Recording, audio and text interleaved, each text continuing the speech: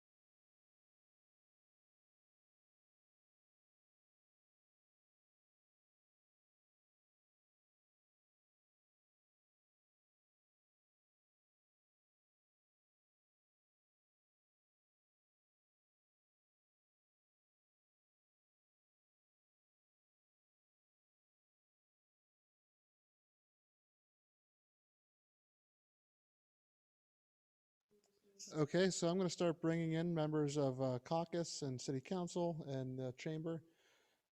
Let it be known that once you are brought into the room, we are recording and live on the government access channel and YouTube.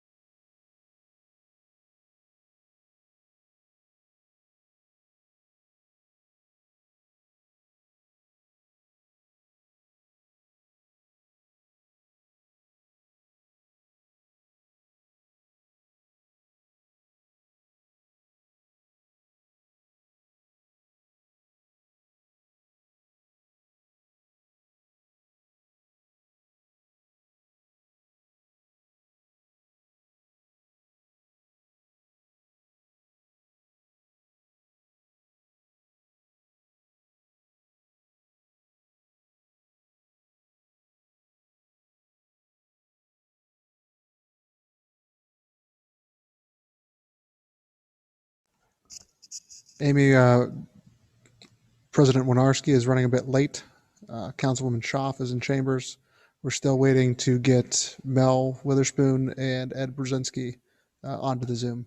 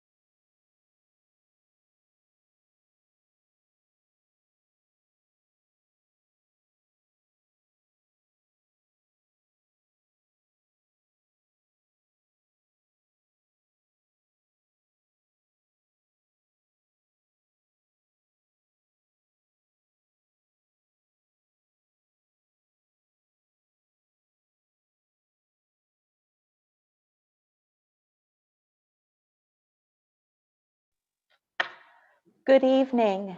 Good evening, Mayor Joe Schember.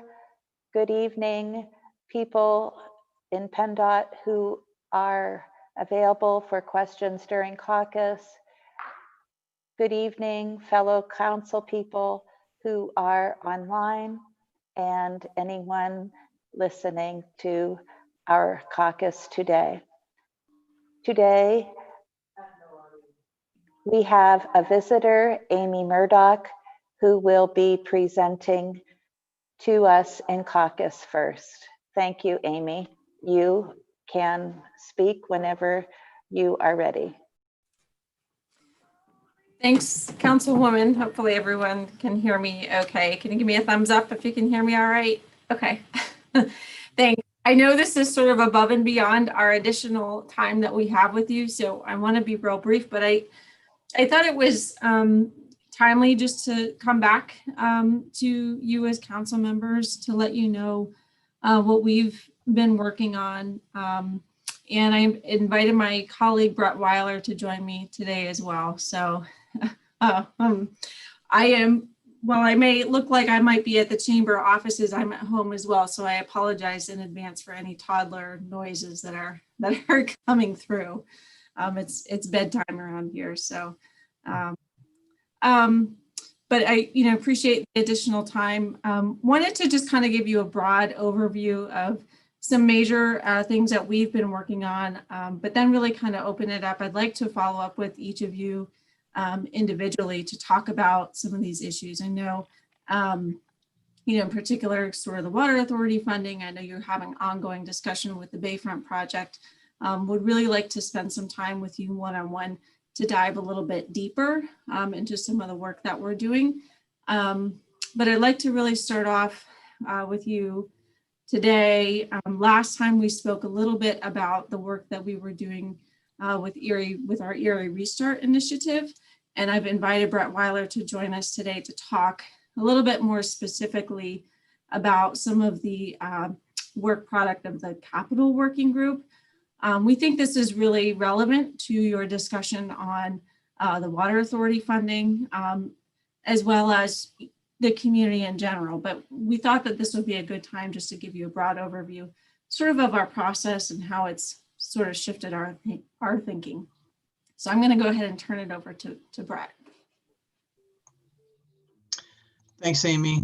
I too have toddlers afoot, so hopefully they will not interrupt. But I appreciate the opportunity to give council an update tonight. I will try to keep it brief, but also provide some helpful information about specifically the Capital Resource Committee, which was a subcommittee of the Erie Restart Committee, which we formed in response to the COVID-19 pandemic. And our group was really charged with examining existing capital products, new capital products that were coming online, available to our business community. We were asked to examine current capital access for our business community and think about how we could mobilize these capital resources to address the economic fallout from the pandemic. And when I say capital resources, loans, grants, equity investments, tax credits, etc.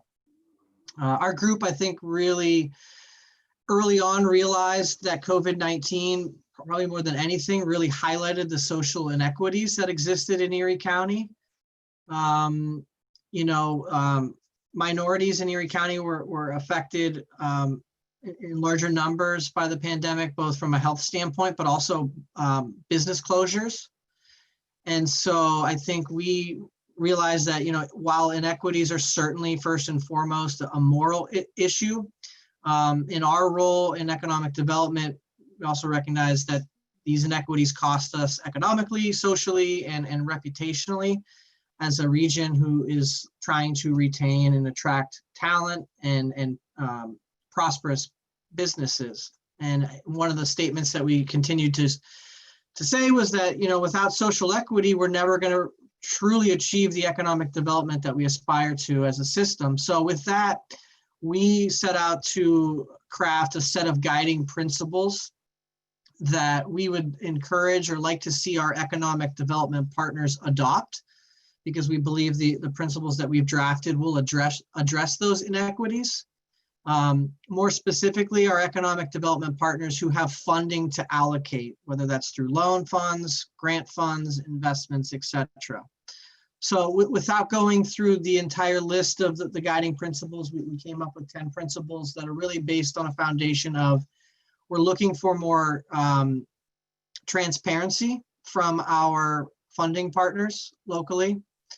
We're looking for those entities who are allocating capital to have a more diverse set of decision makers at the table, whether that's at the loan committee level or the board level. We want our funders to be more purposeful in the types of loans they're doing, not just to diverse, residents or business owners, but allocate capital that will have a larger economic impact. We also encourage our funding partners to consider the wages that are paid to recipients of the funding, the loans, and the encourage local sourcing, local construction work, environmentally sustainable projects, etc. I would say kind of overall, we want our funding partners to demonstrate some commitment to what we in our world call ESG values. So those are environmental, social, and governance values. So that was really the first takeaway from our group. We are in the process of kind of, we've developed the principles. So now what does that mean? For us, it's trying to understand where we are today. What do the board compositions look like? What do the loan committees look like? What do the funding portfolios look like? Understanding what our baseline is, and then creating a mechanism by which we can track our progress towards these goals or these aspirations moving forward, so that we can honestly understand if we're making changes that are leading to the outcomes that we hope to see. Beyond that, we did come up with what I would characterize as some product recommendations as well. And again, these will evolve as we begin to understand where we are today. And these products, I should note, are county-wide in scope. Obviously, the city is, the largest metro area, but they are county-wide in scope. But the first product that we've suggested, and when I say product recommendations, these could be modifications to existing products, a recommitment to existing products, or the creation of a new product. So first and foremost, an Erie County Main Street tourism, hospitality, and retail microloan program. Favorable terms for that. An Erie County minority-owned microloan program. Again, favorable terms. So what I mean by that, low interest rates, flexible terms, minimal application fees, flexible credit underwriting guidelines, etc. Next, it would be an Erie County Main Street and minority-owned technical assistance fund. We recognize that throwing money at a business isn't necessarily a fix, but throwing money, lending money or allocating money and wrapping that around with the appropriate technical assistance is an imperative. And when I say technical assistance, what we realized through the pandemic is that a lot of our small business owners, specifically minority-owned business owners, don't have existing relationships with commercial bankers. They don't have relationships with attorneys, accountants, insurance providers. So by providing some funding for those businesses to begin to work with those service providers, they not only get the technical assistance, but they begin to cultivate long-term relationships, which are very important for the long-term viability of a business. And then lastly, we know that one of the major obstacles to minority-owned business owners is being approved for a loan. Oftentimes, they don't have the credit, they don't have the hard assets to collateralize a loan. So we've proposed what we term today as a credit enhancement fund. And really what that is an insurance fund for minority-owned businesses, small businesses that will allow them to borrow from these other microloan programs when perhaps in the past certain credit challenges or lack of collateral have prohibited that. So guiding principles, a couple product recommendations. We're in the process of figuring out kind of where we go from here with these recommendations. And that's all I have tonight. I'd certainly be open to fielding any questions that you may have. Brett, I have a question. What are there some other chambers or cities that you've looked to that have had best practices in this regard? Remember, I went to that Forward Cities conference, I think it was 2 summers ago in Pittsburgh, and I was able to talk to people from the Indianapolis chamber that had a really robust, minority business outreach. I think that maybe Columbus, Ohio, it might have been the city, not the chamber, I'm not sure, but if you could let us know if you've looked elsewhere for some inspiration, that would be helpful for us to see what is possible, what the potential is for success. Yeah, thank you, Liz. So short answer, there's a couple organizations that we look to closely, one being the Pittsburgh Urban Redevelopment Authority, which we had a chance to visit in early 2020. The chamber is also a member of an organization called the Council of Development Finance Agency, which is a consortium of economic development entities across the country that shares a lot of best practices and models. So each product we pulled from a couple different places, but those are the 2 I would point to first as our resource for best practices. Thanks, Councilwoman. That was a great question. And again, we didn't want to take up too much of your time today, but just kind of wanted to give you a sense, of what we were working on. In the document I shared with you too, sort of 3 kind of priority advocacy issues for us. And I just wanted to make sure you were up to speed. Of course, we talked last time, we'll continue to be engaged and supportive of the community college. Of course, we're also very interested in how the Bayfront project develops and, value your openness to productive conversation on that. So we'll let PennDOT take the lead on that today. And then lastly, of course, the Water Authority funding issue for us. We've had a chance to talk with the mayor's administration about your proposal, and it seems very, very well thought out to us, and we look forward to being supportive. But we also would like to talk with you more one-on-one, not just on that issue, but all 3 of these issues really. There's a lot going on, and it's hard to sum up in 10 minutes, but we really just kind of wanted to give you a broad overview of issues that we're working on, and I suppose offer an invitation and also let you know I'll be reaching out to you individually to talk about these issues. So really thank you for your time today, and we won't take any more of it. So thank you so much. Thank you so much, Amy and Brett, for your presentation today. I like the way you talked about social equity, transparency, diverse decision-making, and reaching a larger economic impact through our area. Thank you very much for talking. Next, we have a few people from PennDOT.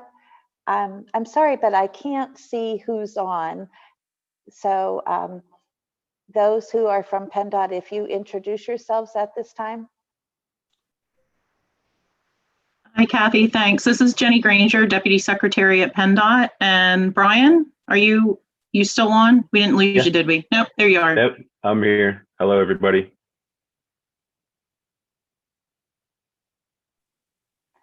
So again, we don't have a presentation tonight, Kathy. We're just here to answer any questions that any of you may have on the project, or again, Brian, any other project going on in the district, in the local area.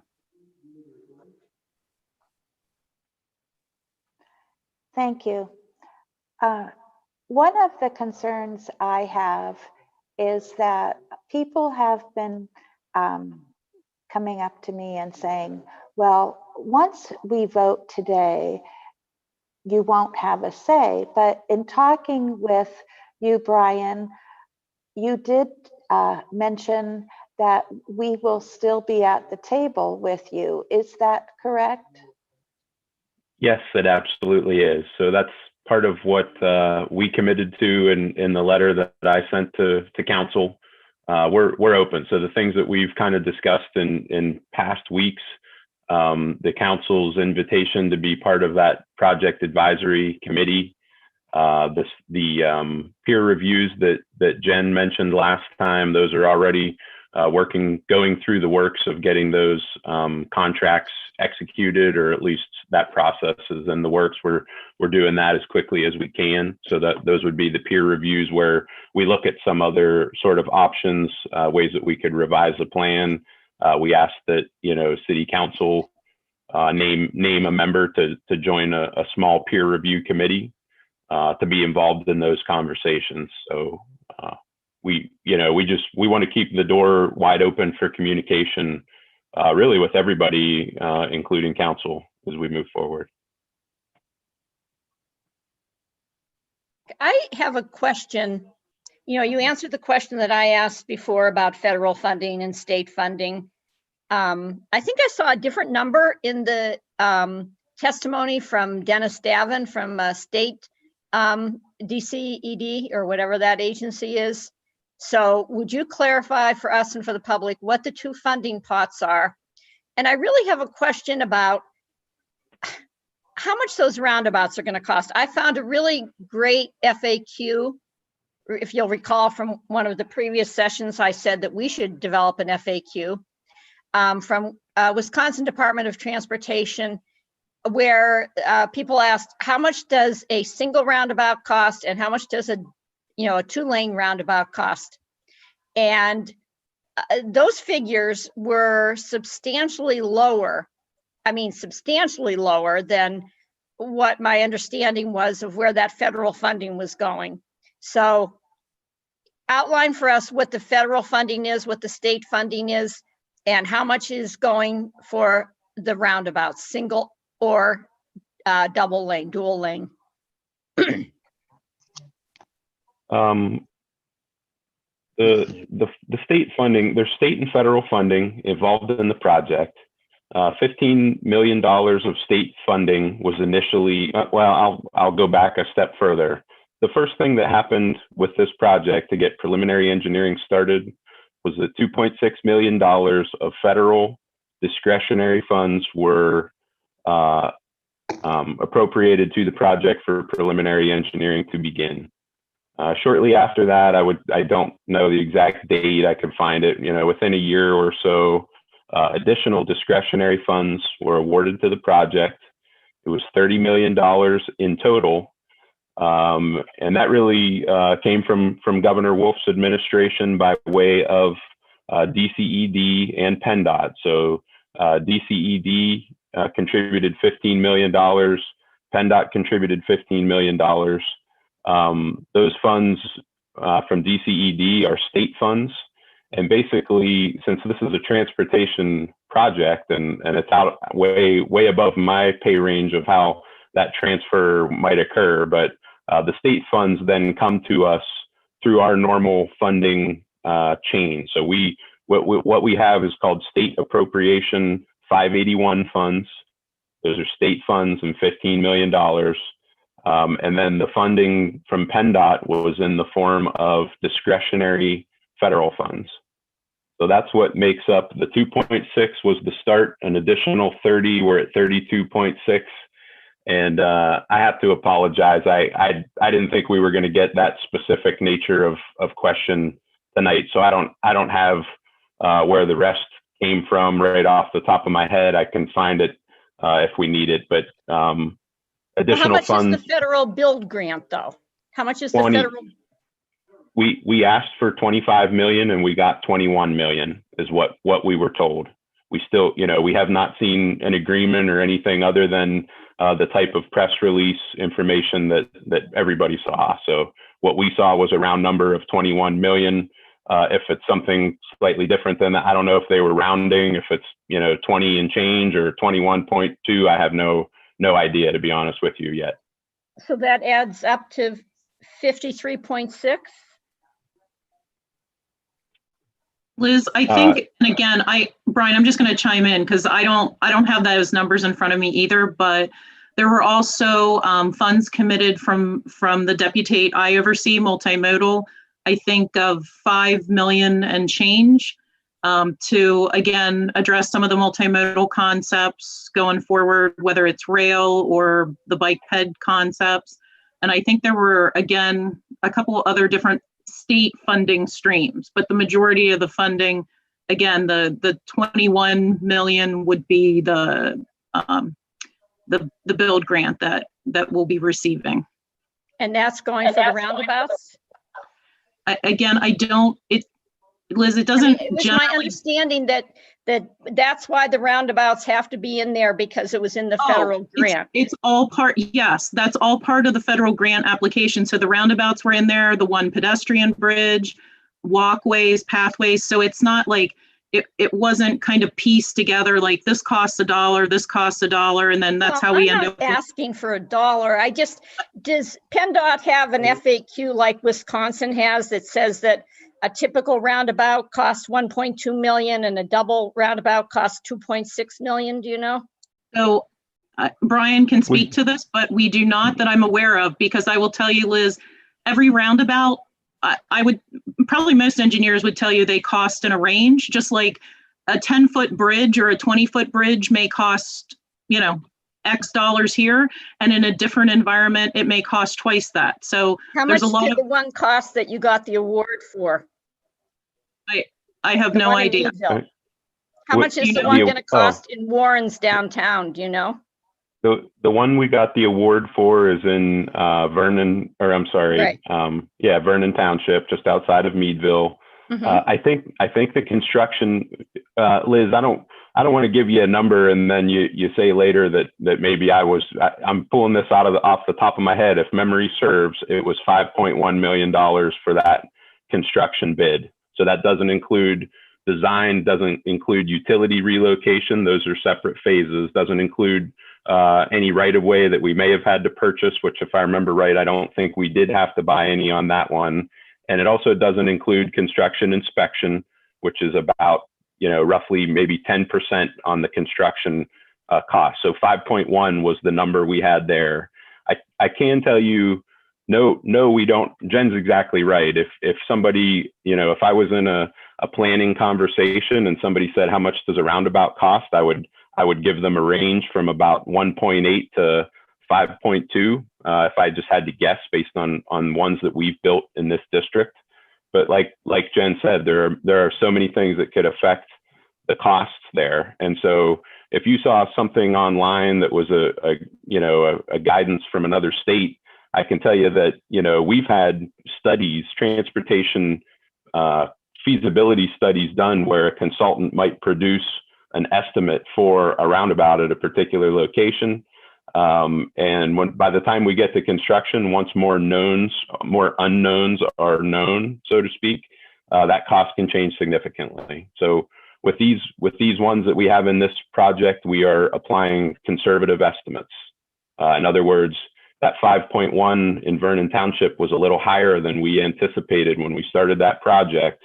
And so we want to, be careful with these ones. We are being a little more conservative. We have a little more, our estimates are always based on our historical experience. So the more bids that come in, the more we can better guess, what a bid might be on a future project.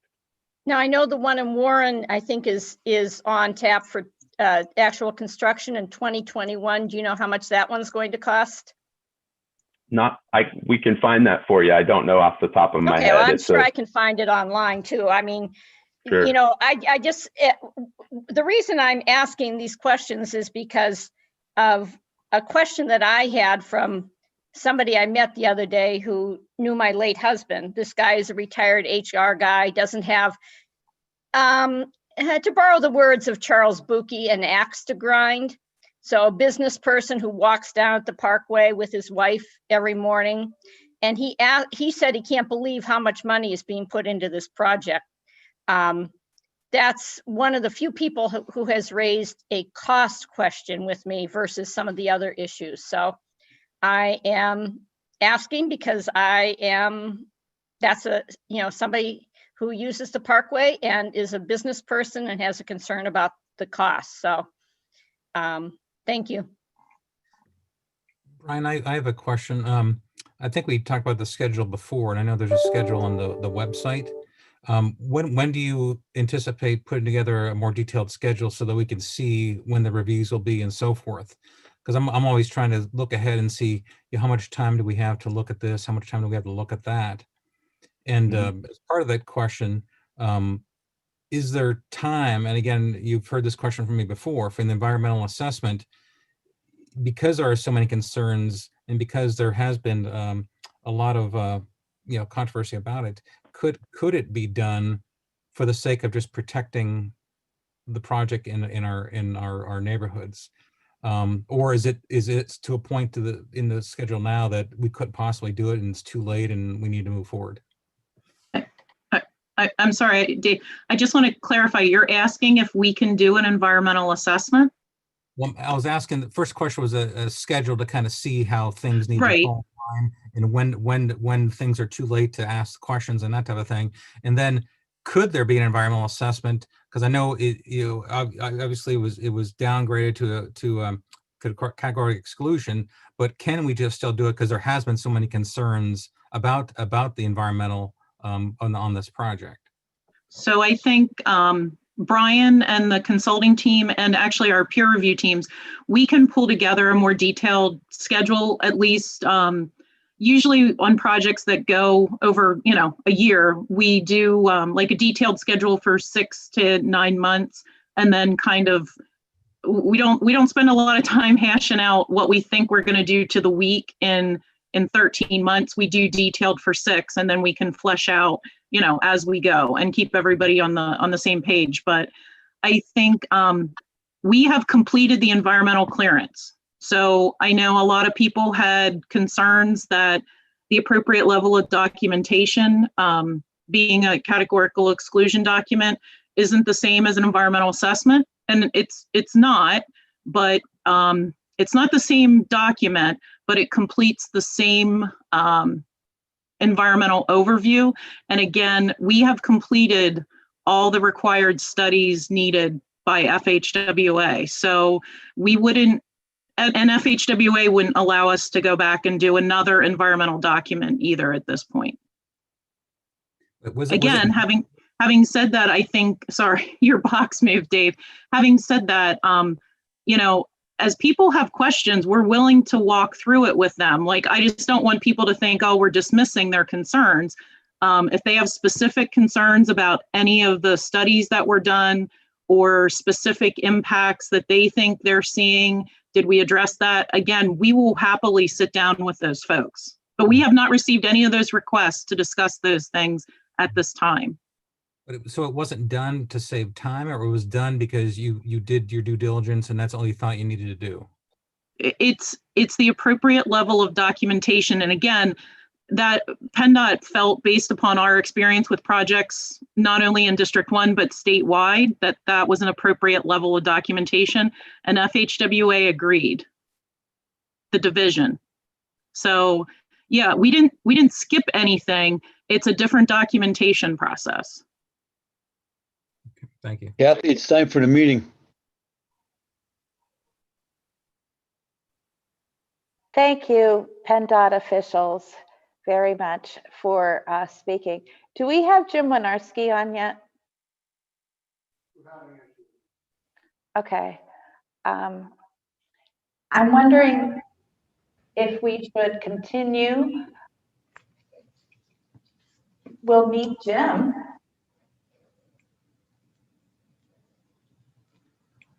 He can join late.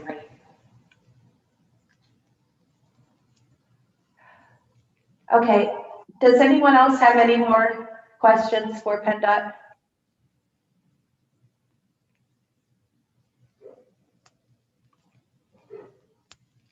Thank you very much again, PennDOT officials. for speaking today. I think we'll be ready to begin our meeting then.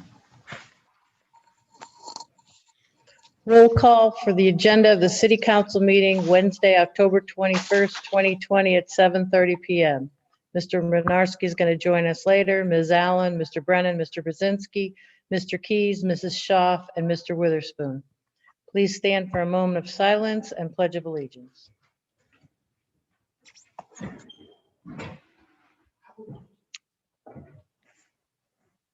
I pledge allegiance to the flag of the United States of America and to the republic for which it stands, one nation, under God, indivisible, with liberty and justice for all.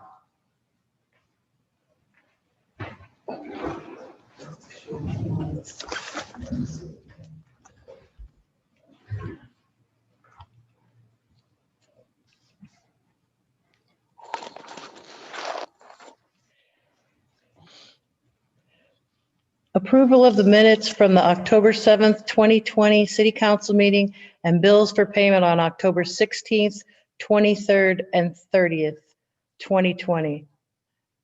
Ms. Allen, Mr. Brennan, Mr. Brzezinski, Mr. Keys, Mrs. Schaaf, and Mr. Witherspoon.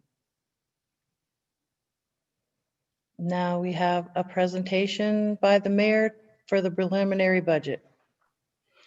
Thank you, Mayor Joe Schember, for joining us today. And we are looking forward to you presenting the City of Erie budget to us this evening and early this year too. So that is wonderful that you are able to do that because your finance department has been working so hard. Thank you. Thank you very much, Kathy. I'm honored to be with you. Can you hear me okay? Just want to make sure. Yes. Thank you. So I'm going to send you a copy of this. I prepared a couple page report to you here, and I'll send you all a copy of this too as soon as I'm done reading it to you. And I think you all received the book as well, and I'm going to refer to a couple pages in that. But COVID-19 has really complicated our lives here in 2020, but it's also presented us with some unique learning opportunities and how we can improve.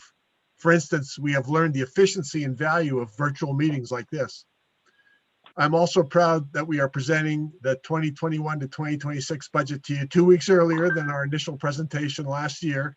I believe this is the earliest City Council has ever received a budget proposal.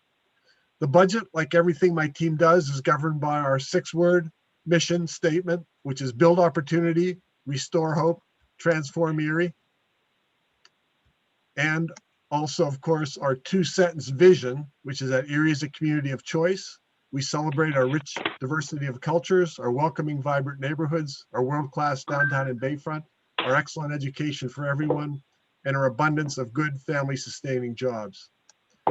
As you know, our financial consultant, PFM, last year identified 3 major financial problems that the city has. The first problem was the unrealistic assumed pension interest rate of return. You solved that last year by reducing the assumed rate of return on the pensions from 8% to 6%. Over the previous 6 years, the city's pension costs had risen on average $1.65 million per year.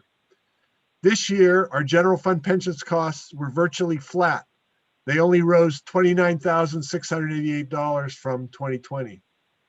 You can see that online, 4017 on page 68 of your handout. Eventually, I expect that our pension costs will start to decline thanks to your actions last year. The second financial problem that was our annual structural deficit. Operating expenses historically have grown about 10 times the rate of operating revenues. The solution to this problem will take years. We started working on it last year when we negotiated with the firefighters to reduce their annual increases from 3% per year to the following 4-year schedule. 0% the first year, 1% the second, 1.5% the third, and 2% the fourth. We implemented the same increase schedule with non-union employees last year. We are now negotiating this year with the police union. We will continue this process over the next 2 years. as we look for other ways also to not only reduce operating expenses, but also increase operating income. Our proposed budget this year solves the city's third major financial problem: the huge amount of debt that we can't afford to pay without significant tax increases. This problem has been postponed and made worse over the last 30 years or more. We can begin to solve this problem with the budget that you received today. We discussed this in detail last Thursday evening at your study session, but here's a brief summary. We will receive $99.2 million from the Erie Water Authority tomorrow. $96.7 million of that is to repay their lease, and $2.5 million is to extend their lease for 10 years to 2060. Today, you approved moving $2.5 million of these funds to the general fund savings account so that we don't have to do a tax lien sale that was planned. This will save the city $250,000 or $250,000. In today's budget, we're asking you to consider the following. You're not going to be voting on this today, but these are the things we're asking you to consider the following with the $96.7 million of what's left of the Water Authority after the $2.5 million set aside. First, move $3.5 million to the general fund savings account to cover our projected $3.5 million deficit due to COVID-19. Second, move $2 million into the business development fund that Chris Groner manages. These funds will be generated in more city revenue by increasing business development in Erie, and you will get more detail about this from Chris Groner in your email. He didn't want me to talk about that publicly. Third, so at least $79.7 million we're recommending be invested in a balanced portfolio of 60% stocks and 40% bonds. Finally, that leaves allocations of about $11.5 million. Those funds will be used to avoid tax increases for as long as possible while we work on growing operating revenues and reducing expenses. We expect those funds should last at least 2.5 years. We would like to invest these funds in the balanced portfolio also, making the total investment in the balanced portfolio $91.2 million, and increase the amount of growth in that portfolio with that additional investment. The average rate of return on a balanced investment portfolio that we're recommending since their inception in about 1881 was 7.8%. Over the last 10 years, balanced portfolios have earned about 6% on average. Some years are down, some years are up more than that. For conservative planning purposes, we have assumed a 5% rate of return in our calculations. Based on that 5% average rate of return, these funds should last until 2040. If we earn more than 5% in an annual rate of return, we can consider using those additional funds to possibly limit future tax increases or fund activities that will increase city revenue. And of course, you'll be involved in making those decisions as well. As you can see in this year's budget, we're proposing moving $6.3 million annually from the balanced investment portfolio into the city's annual budget. The current payment from the Water Authority would have been $3.8 million for the next 4 years. That payment would go up $200,000 every 5 years. As you can see, because of this change, we net are better off $2.5 million for the next 4 years. Every 5 years, the net amount will go down. That net amount will go down $200,000 because the Water Authority would have been paid us that much more. But even in the last year of this, the city's budget is better off by $1.9 million net. So this proposed budget means no real estate tax increases for at least 2 years. You will find the 5-year projection for all city funds on pages 95 through 98 of your handout. And there you will see that although projected deficits are lower, we will still have to work hard over the next 2 years to deal with the projected general fund deficits that start in year 2023. Second, there's also slight increases planned for every year in the sewer fund and the refuse fund we like that better than doing large increases every 3 or 4 years. By the way, thank you very much for one of the most important, significant financial actions you took in July of 2019 by implementing the new LERTA. The results have exceeded my expectations, to be honest. As of today, we have had 213 LERTA applications totaling $82,379,666. As you'll recall, based on our agreement with the county and the school district, we plan to reevaluate LERTA if it did not exceed $20 million in 2 years. So in the first 15 months, we've already more than quadrupled that. I'm really hoping that we'll be at $100 million by the end of this year. And I tend to hope probably a little bit beyond what I should, but that would mean about a $1.8 million increase per week the rest of the year. There's about 10 weeks left. This 21 to 26 budget projects a much better financial future for Erie. Here's a good example of how we're making progress in Erie City finances from some history.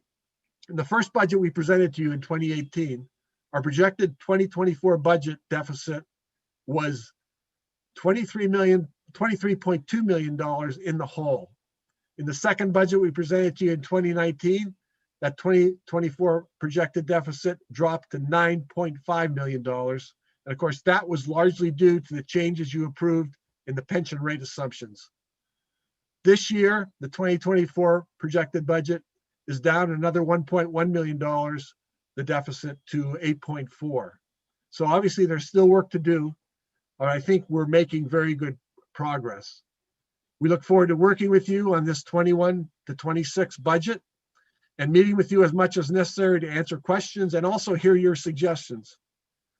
I know you are seeing all this for the first time today, but if you have any initial questions, Paul Lichtenwalder's on with us, and the two of us would be happy to entertain any questions you have and respond to them. Thanks very much. Thank you so much, Mayor Joe.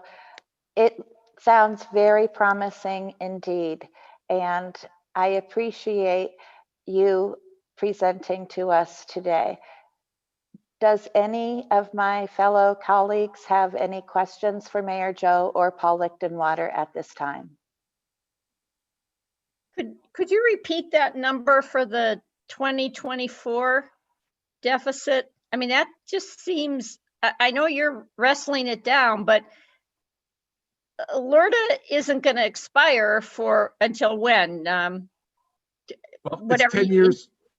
From, I mean, that just seems like a big leap to me to still figure out that in 2024, we're looking at an $8.4 million deficit. Is that correct? Did I hear you correctly? That's right. It's gone down from 23.2 in 2018. We projected it at that time. And because of changes you guys have made in working with us, largely the change in the pension rate assumptions had the biggest impact on that. But obviously we're trying to do everything we can to eliminate future budget deficits. And we're down in this year's packet that you have, back towards the end of it, you'll see the projected budget deficit for 2024 is now 8.4 million. That's still a lot of money and we still have to work on that, but that's what we're working on doing. Paul, what kind of let's say that deficit couldn't be reduced anymore. What kind of a very round number millage increase would we need to balance the budget in 2024? I don't mean to put you on the spot, but it's one of the things I thought about after our study session on this was that, yeah, we're going to be good and okay for the next 2.5 years, but it's beyond that before LERTA those tax revenues come in. That is kind of frightening to me, but. If everything holds true with those numbers, it'd be just a hair over 2.5 mils. Okay, thanks. And the other thing to remember about that is that assumes we don't do anything between now and 2 years from now. And I think we're all going to do a lot to try to eliminate that deficit. And to back up Liz, one of the things when you look at the projections of those 5 years, as the mayor mentioned, we changed those pension assumptions, but also the changes.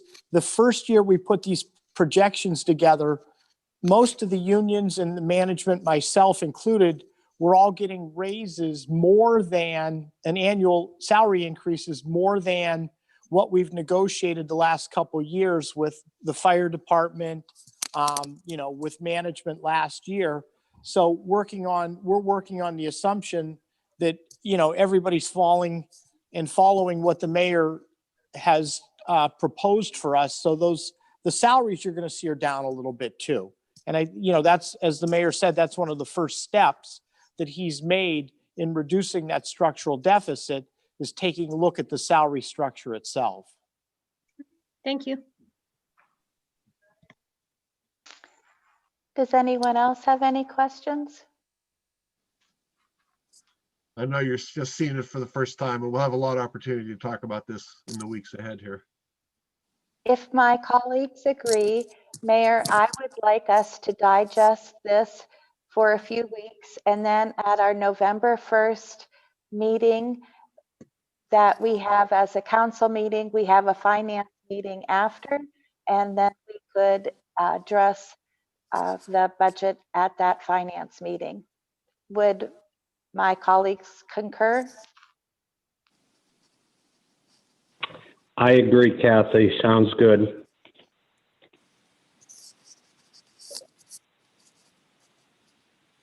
All right. We'll take care of the rest of our council business at this time. Thank you, Mayor Joe and Thank you. Potter, for being here tonight. And we'll continue on now with the rest of our meeting. Okay, in repository sales, we have heard from 3 potential bidders. The first one is from 513 East 14th Street. The question is the property vacant or does it have a structure on it? No, it is vacant. What are your plans, intentions for the property to make a bigger yard for my kids? What condition is the property in? Fair or to good condition? Do you live near the property? Yes. How will you provide for the maintenance of the property, such as responsibilities for mowing, snow removal, rubbish removal, board and seal of open windows and doors, and repair necessary to bring the property up to code? I will do the maintenance myself like I've been doing since I've been here since May. From Charles Stepp. The second one is 516 East 24th Street. Is the property vacant? Property is vacant, it is just land. The plans and intentions, I am unsure at this time what I will do with this property. What condition is the property in? The land is in good condition. Do you live near the property? I do live near the property. It's a block away from my house. How you provide for the maintenance, responsibilities, board and seal, snow removal. I will maintain the property myself, mowing, snow removal, etc. Ziki Al-Mansuri. The third one is for the proposed repository at a vacant lot off of East 44th Street, index number 5259137. The property is vacant. The lot borders my property, and my intention is to use the property as addition to our yard for our family to have use of this land to play on, plant a garden. We do not have any intentions to build or construct anything on the property. The property is mainly trees right now. It is attached to my property. The lot is vacant, so we will maintain it as we do our yard. We will mow, landscape, remove snow, etc. as needed. Allison Van Gordon. Those were sent to you via email as well. Thank you, Lori. Frank, Okay. are those people online at all?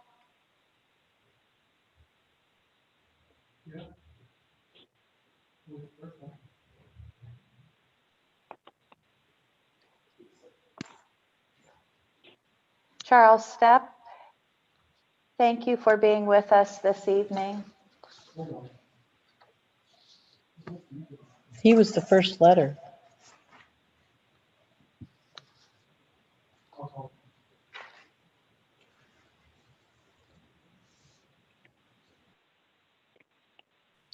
Lisa Austin.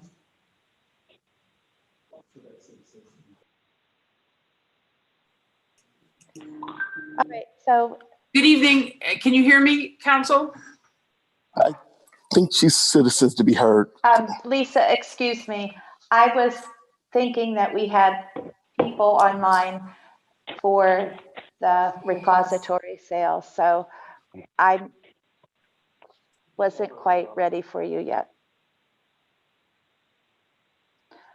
But since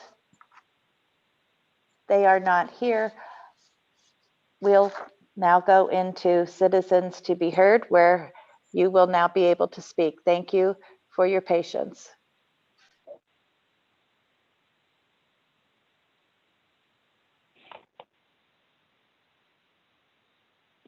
I'm sorry, Ms. Schaaf, did you say yes, you want me to start speaking?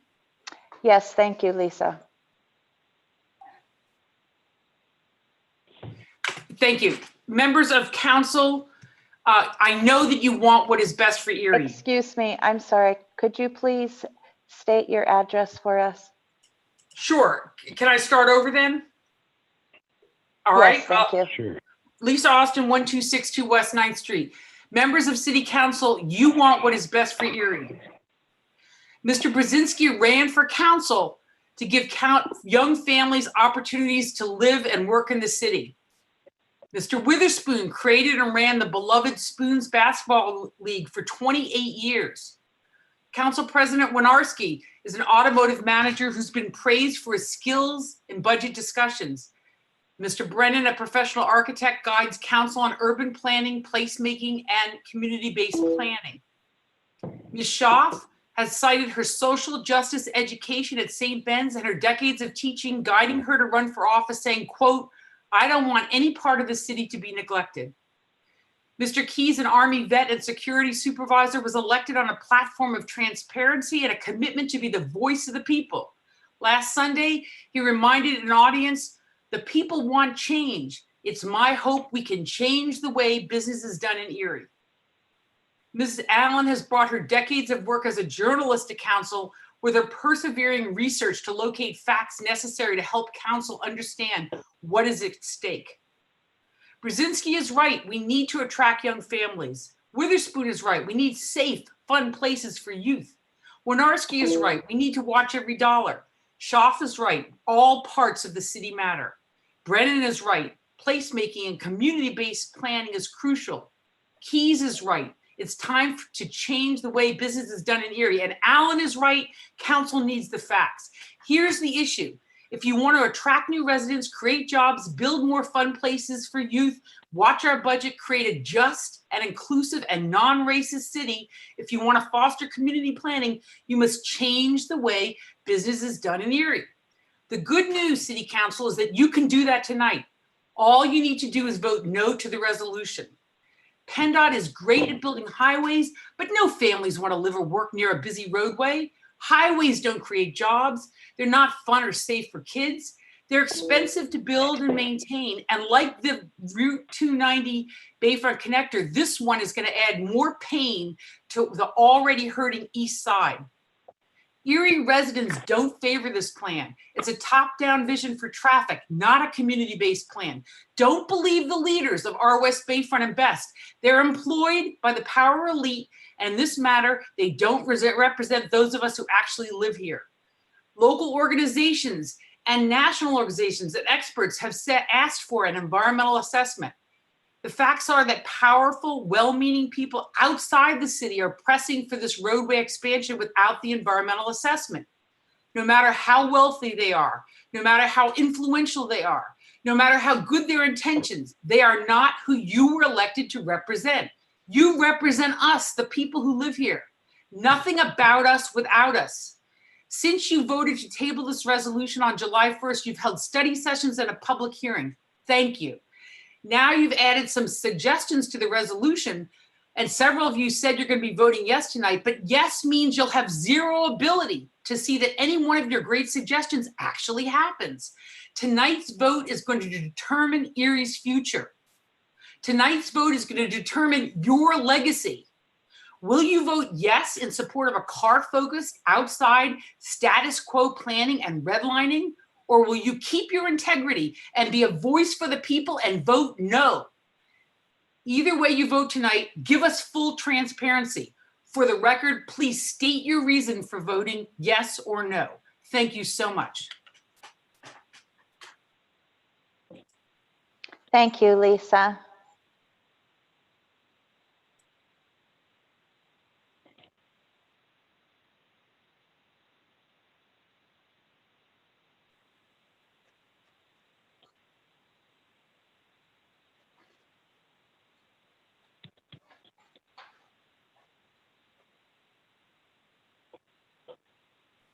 Jeffrey Nakaliba. Can you guys hear me? That's me. Can you hear me all right? Can you hear my volume all right? Yes, I can hear Yes. you. Yes. Can you please state your address too? Yep, my address is 3727 Steratania Road. And I'm members of council. Thank you for giving me the opportunity to express my concerns for the Bayfront Parkway project. As an Erie citizen, I've come to this public forum to defend the thesis that the Erie City Council should table PennDOT's Bayfront Parkway project until an environmental assessment is completed. In order to properly defend this thesis, environmental assessment must first be defined. According to PennDOT, an environmental assessment is prepared for those projects for which the significance of impacts is not clearly established. More analysis is necessary to determine whether impacts are significant, and an EIS, which stands for environmental impact statements, will need to be prepared. According to PennDOT, the impacts, the significance of which is relevant for the thesis, are classified into natural, cultural, and/or human impacts. Therefore, in order to defend the thesis that an environmental assessment should be completed, it must be shown that the significance of impacts, either natural, cultural, or human, resulting from the project is not clearly established. Thus, next will be provided examples of human, cultural, and natural impacts the project will have, the significance of which is not clearly established, thereby making it necessary for an environmental assessment according to the definitions established by PennDOT. The first example of a significant impact, the significance of which is not clearly established, that will result from the Bayfront project is its effect on the lives of Erie citizens. According to PennDOT, the purpose of the Bayfront Parkway project is in part to improve the pedestrian, bicycle, transit, and passenger vehicle connections between the Erie Central Business District and adjacent neighborhoods to the waterfront property north of the Bayfront Parkway, end quote. One significant consequence resulting from the proposed increased traffic between the waterfront, the Erie Central Business District, and adjacent neighborhoods is a gradual increase of property values within the Erie Central Business District and the adjacent neighborhoods. It must be emphasized that among these adjacent neighborhoods are the zip codes of 16503 and 16501, some of the poorest in the nation. How will the people of these neighborhoods be affected by rising property values amidst other change? If the residents of these neighborhoods are affected by PennDOT's Bayfront Parkway project, then an environmental assessment of the project must be completed because the human environment is being significantly impacted and the consequences are not researched. Conversely, if an environmental assessment were not needed in this case, either the project would not impact the residents of the adjacent neighborhoods, or the impacts would be readily described by PennDOT, which they are not. Therefore, on those grounds, an environmental assessment is needed. Besides significantly impacting the lives of Erie residents, the Bayfront Parkway project also has a direct impact on the cultural and historical legacy of Erie's Bayfront. Lest we've forgotten, Erie was discovered by the French because of our beautiful bay and peninsula. Erie's first major industry was the salt trade, which brought salt into our port and then was hauled to Waterford and shipped to Pittsburgh along the Allegheny. And of course, we all know that Daniel Dobbins persuaded the President of the United States to build a Navy shipyard on our bay that not only put Erie on the map during the War of 1812, but also put Erie on the map during the Civil War, when the first ironclad steamship, the Michigan, was built there. Further, not only is Erie known for building naval warships, Erie is also famous for building trains. And as Jesus has left us, it's important that we Erieites don't forget how Erie men and women contributed to our nation's history. The point is that because the Erie Bayfront is so symbolic of our Erie identity, any significant modification to our Erie Bayfront is a significant modification to our historical, cultural Erie identity. Thus, because the proposed Bayfront Parkway project will significantly impact our Bayfront's image and in turn Erie's cultural identity, an environmental assessment must be completed, ensuring that the project preserves Erie's history as an American port and manufacturing city, while at the same time ushering our city into its post-industrial future.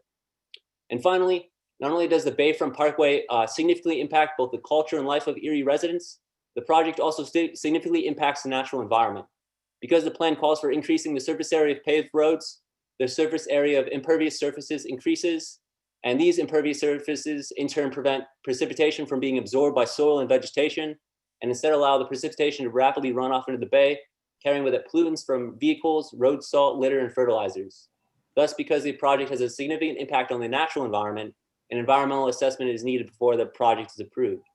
Therefore, for these three reasons, because of the significant impact the Bayfront Parkway project will have on Erie's natural, human, and cultural environment, I defend the thesis in this public forum that the Erie City Council should table PennDOT's Bayfront Parkway project until an environmental assessment is completed. Thank you for your time. I appreciate it.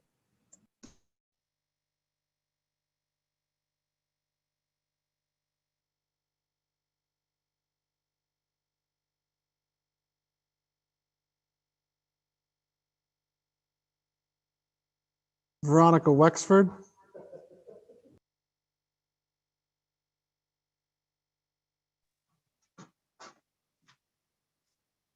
Veronica?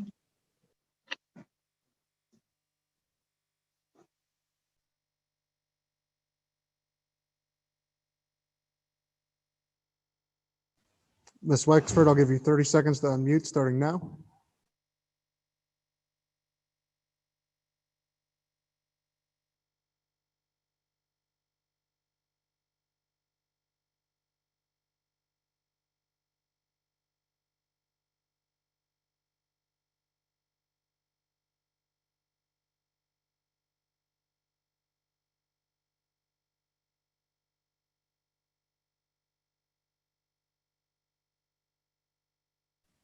Okay, well, Veronica, we'll come back to you. Hopefully you can get your mute worked out.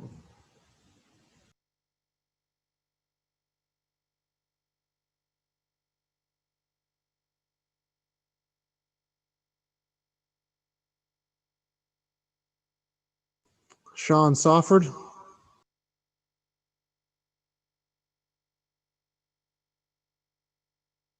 No comment, just observing.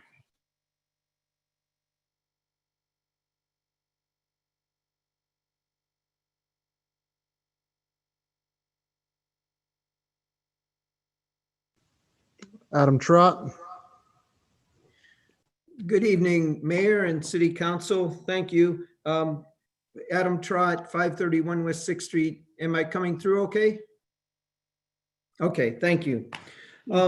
I'm requesting that City Council vote no on tonight's resolution to approve the CSX negotiations for some very substantial reasons.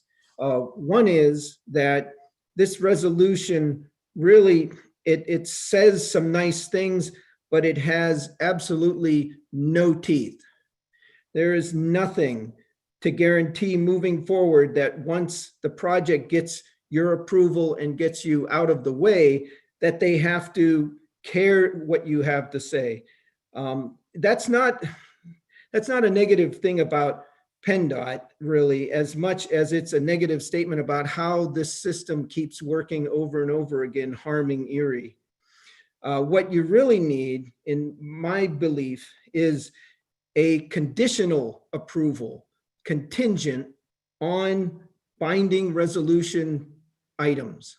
Because the minute you don't have binding and you don't have a conditional approval, it's worthless. It really does absolutely nothing but just look nice. Seriously, there is no enforcement mechanism in this whatsoever. Some other things that are very, very concerning to me. One is that they said that once they got the categorical exclusion, they can't rescind it. Well, I'm on 2 appeals boards myself. When we decide on an appeal, there's still a remedy available. These systems are built such that there is always a remedy available. And when as we have already proven that the application was flawed by saying that this is not controversial and this has no impact on social justice populations, just by virtue of the application being flawed, there should be a remedy to reverse it.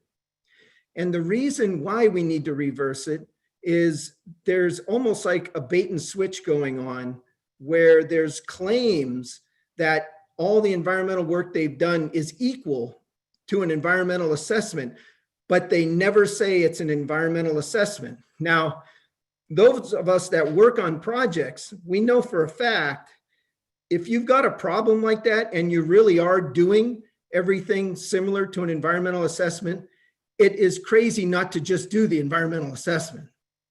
So there's definitely some substantive reasons why they are not fulfilling the environmental assessment requirement, and that they are providing an alternative and saying it's equal. And the fact that they went for a categorical exclusion already shows by their action they don't want to do a real environmental assessment. Now, in all this environmental assessment discussion, what's getting lost is the social justice component of it. Just as important as the air, water, and soil of the NEPA environmental assessment is also the social justice impacts. And to say this doesn't have any, I have to question who is making that decision, because from an urban design standpoint, it is extremely impactful to every social justice population's access to the bayfront. You are pretty much telling them that about 95% of the bayfront access is gone, and you only have a few access points on pedestrian bridges that aren't even guaranteed. So, you know, I see these things. I think the people mean well, but it's the system. The system is not providing the appropriate team on this project, and thereby the result is severely lacking in addressing all the issues that this project will do. And I will tell you that this conversation is right in line with the national conversation on how we do things in America. And I will read to you a portion of the AIA, American Institute of Architects, statement on systemic racial injustice. They say, and this is pretty bold of them to say, we were wrong not to address and work to correct the built world's role in perpetuating systemic racial injustice, including the use of slave and forced labor, designing housing that marginalized communities of color, helping to design communities that excluded people of color, and participating in municipal projects that destroyed or weakened thriving African-American, Hispanic, and Native American communities. You don't even have to be a person of color to be harmed by this project. You just have to be. Thank you, Adam. Your time is up. So, okay, thank you for giving me this time, and please vote no. It means a Evan Torres. Good evening, council. Good evening, Mr. Mayor. My concern that I'd like to raise Please, is, excuse me, state your address. Thank you. certainly, my name is Evan Torres and I reside at 562 East 8th Street in the city of Erie. And council, as I started out, I just want to point out that I have reached out to several council members via email. I reached out to the citizens response line. I was instructed by Mr. Mazsala to use an email avenue to reach out to several of you.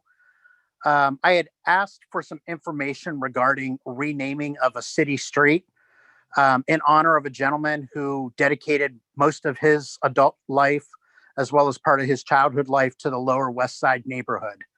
That gentleman, Philip Scott Askins, I'm sure some of you do know of him because I've actually gotten some email replies about him. But Mr. Scotty was very dedicated to that Lower West Side neighborhood, even being pretty much the guardian of the neighborhood to many families that live in that neighborhood. We went on for 26 years to do a Thanksgiving sponsored event that was open to the community, not just for the neighborhood, but just to promote citizenship within the city and the love of your neighbor. He continued on with the soup nights that were handled through the winter months. And I stood by this man side by side because at the time I resided in that neighborhood. He did a lot of good for that neighborhood. He was the guardian to most people who sometimes didn't have food or have access to food. He found a way to make sure that his neighbors were cared for. My issue is that I've reached out to several people with no response on a way to honor this gentleman for the hard work that he did, for the dedication to Erie. This man exuded what Erie should be, what type of person that makes me proud to still live in this city, to dedicate my time. I sat with him 2 days before his death. He passed June 12th, 2019. And his last act in that neighborhood was to throw a barbecue for those neighbors. We sat there, he sat there in pain, but it was the last act. It was almost as if he knew that this was the end for him, but he still gave to his last dying day. And I feel a little slighted that I haven't received any information. I've been working on this for almost a year now, sending emails out and not getting replies. So it frustrates me as a citizen, as a taxpayer, that the avenues that are put up for us as citizens to reach out to our people that are elected into office. And yet sometimes it feels to me that my whole concern or my request for just some basic information to honor this man has gone unanswered. And I mean, that's pretty much what I have to speak about this evening. He was a wonderful, wonderful gentleman. I'm sure a lot of you know him. I know a lot of people know of his work. I think he was a hero to the Martin Luther King Center. He was a very dedicated friend to them. He was a businessman in that neighborhood for pretty much most of his life because he bought the business that he worked at as a child, growing up in that neighborhood. And even though he moved away, he never forgot where he came from. So thank you. I appreciate the chance to speak this evening. Thank you, Evan. Veronica Wexford, we'll try to bring you back in.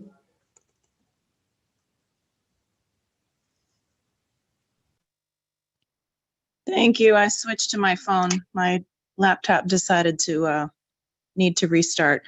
My name is Veronica Rexford. I live at 4124 West Ridge Road in Erie, PA. Thank you for the opportunity to speak. I have read all the correspondence that the administration and council members have publicly posted with regard to recent conversations between PennDOT and yourselves. I applaud everyone's stated commitment to injecting some additional pedestrian-friendly aspects to the proposed project. But I find myself having to continue to urge you to table this until a proper NEPA environmental assessment has been completed.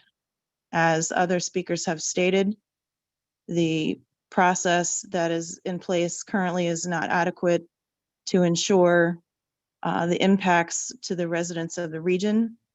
And I believe that you must, in the instance of, or in the interest of transparency and representing the people, insist on a full environmental assessment. Thank you.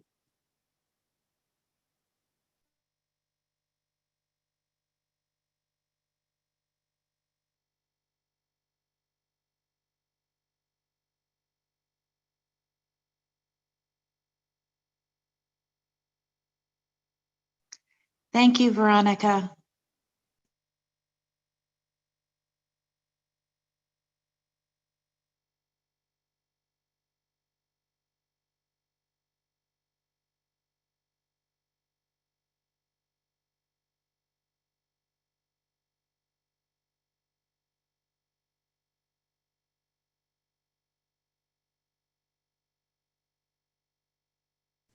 Art Leopold.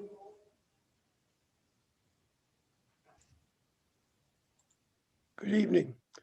My name's Art Leopold, 5341 Apple Grove Lane, Erie, 16506. Thank you, City Council, honored councilmen, gentle councilwomen, Mayor Schember, administrative staff, Frank, and community members. On the Bayfront track removal resolution, most residents are for a citizen-centric upgrade of the Bayfront Highway with plentiful pedestrian and bicycle access. Please add to your approval action the full NEPA environmental assessment and improved Phase 1 pedestrian access. If not, we will end up with an environmentally uncertain barrier of a bayfront from its community.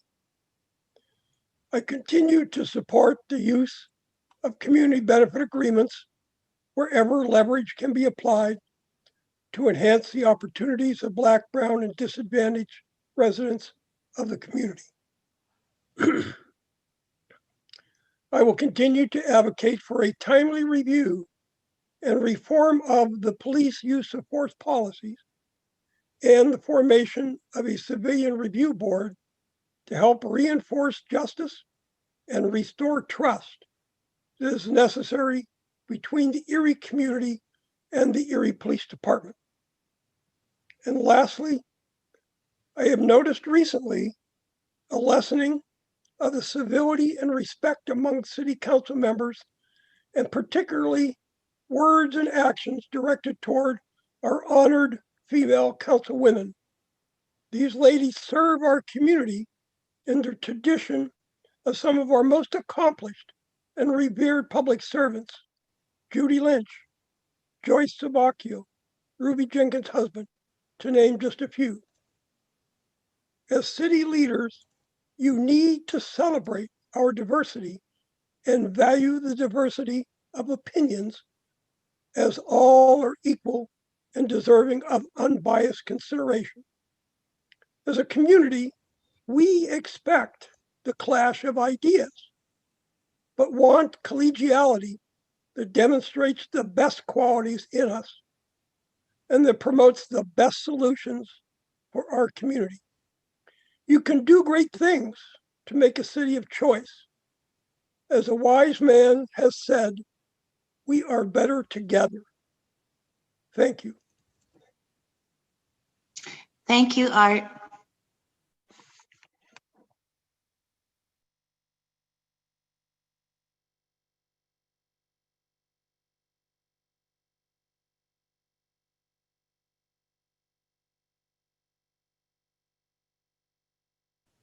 Freda Tepfer.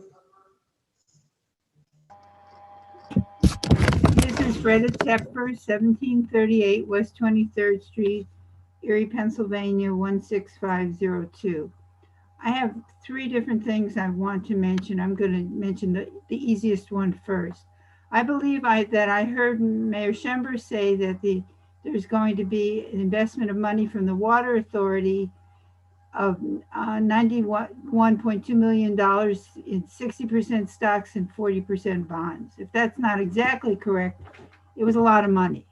I suggest that the investment of the money from the Water Authority should be put into new investments that do not support fossil fuel development or industries.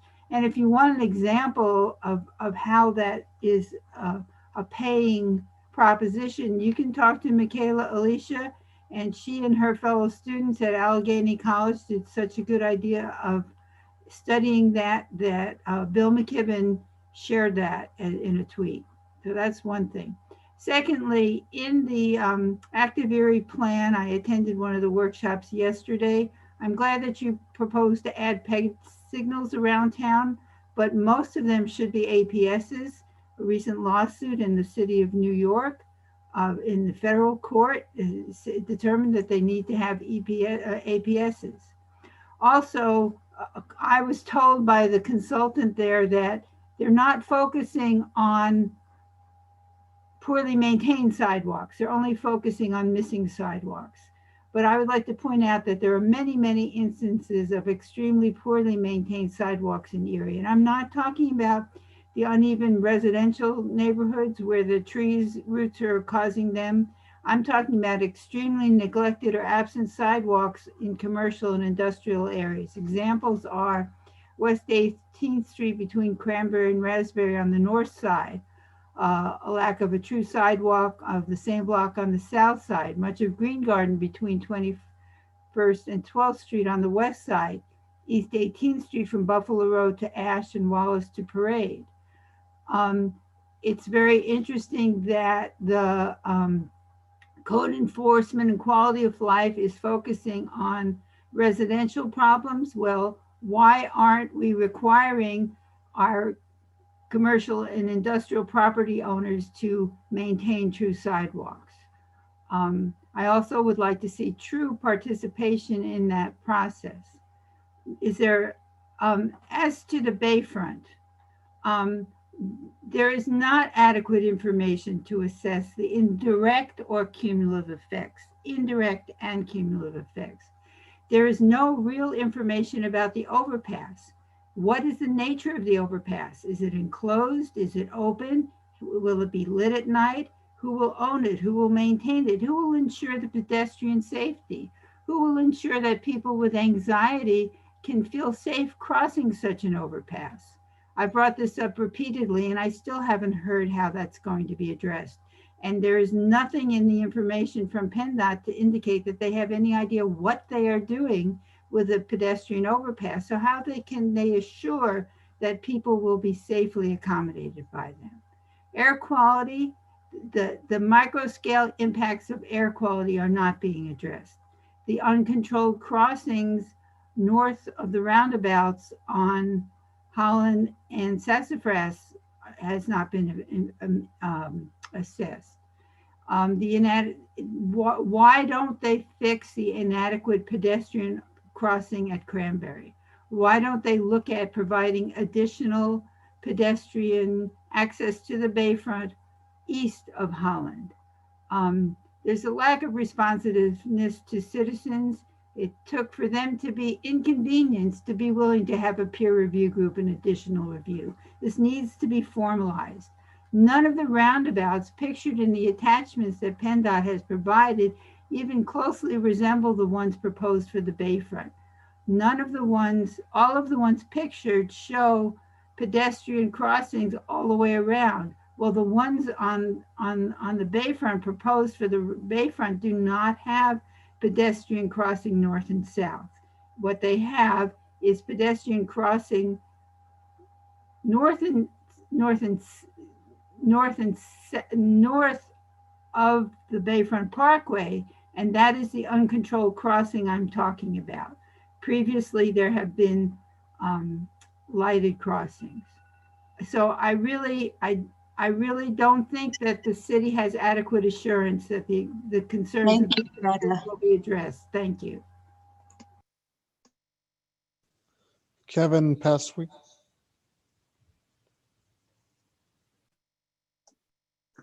Hello, am I heard? Yes, Kevin, you're on. Thank you, Kathy. Kevin Pastefka, 722 East Grandview in the city. I just want to echo the sentiments that have already been put out in many of the speakers before me tonight, that I don't understand why PennDOT is so resistant to having an environmental assessment conducted. This project has huge implications for now and the future. And why are we in a hurry to rush to get it done? Let's break this down. Let's look at the environmental impact. We want to live in a clean city. We want to live in a healthy city. And we have the capability of going over that now. If the categorical exclusion ends up proving itself to be accurate, that this extensive environmental assessment was not necessary, then at least you have satisfied the citizenship of the city in the process. You know, we're all looking for the best Erie that we can create. I hear tonight, and I hear at the public hearing, a consistent voice of resistance to what we're seeing, and not a resistance to a beautiful walking park downtown, right? But the resistance to the process. And we've seen this in other activities in the city. You know, let's do this right one time, and take the time and go through and have that environmental assessment. And then you can respond to the critics directly. Yes, we did that. And here, this is why this is doable. That being said, I remember in previous discussions, someone suggested that they would much rather see the Bayfront function like the peninsula than like I-90. And I can't see how anyone would be opposed to that sentiment, you know? So we know where we're at here. I mean, why vote to give the green light to have this negotiation with the railroads when we can have a study to decide if what we're attempting to do is or is not safe for us to do? So that's it. That's all. Thank you for letting me talk. Sydney Zimmerman. Thank you, Kevin. And now Sydney's turn. Sydney, I had to promote you to panelist because your Zoom is a little old, so I'll stop your video. Okay. Okay, you can have my video if you want. Okay, so 5 minutes. My name is Sydney Zimmerman. There have been a lot of people who have brought up some really good things, factual Sydney, points. I'm so sorry. We need your address as well. Is that a rule? Is that a written rule, or is that a traditional procedure? It's procedure. Is that okay, procedure as in it's a written rule that it needs to be given?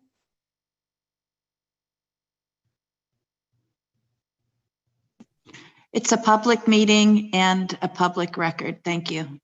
Okay, so Sydney Zimmerman, 413 West 9th Street, Erie, PA. A lot of people have brought in their facts, right?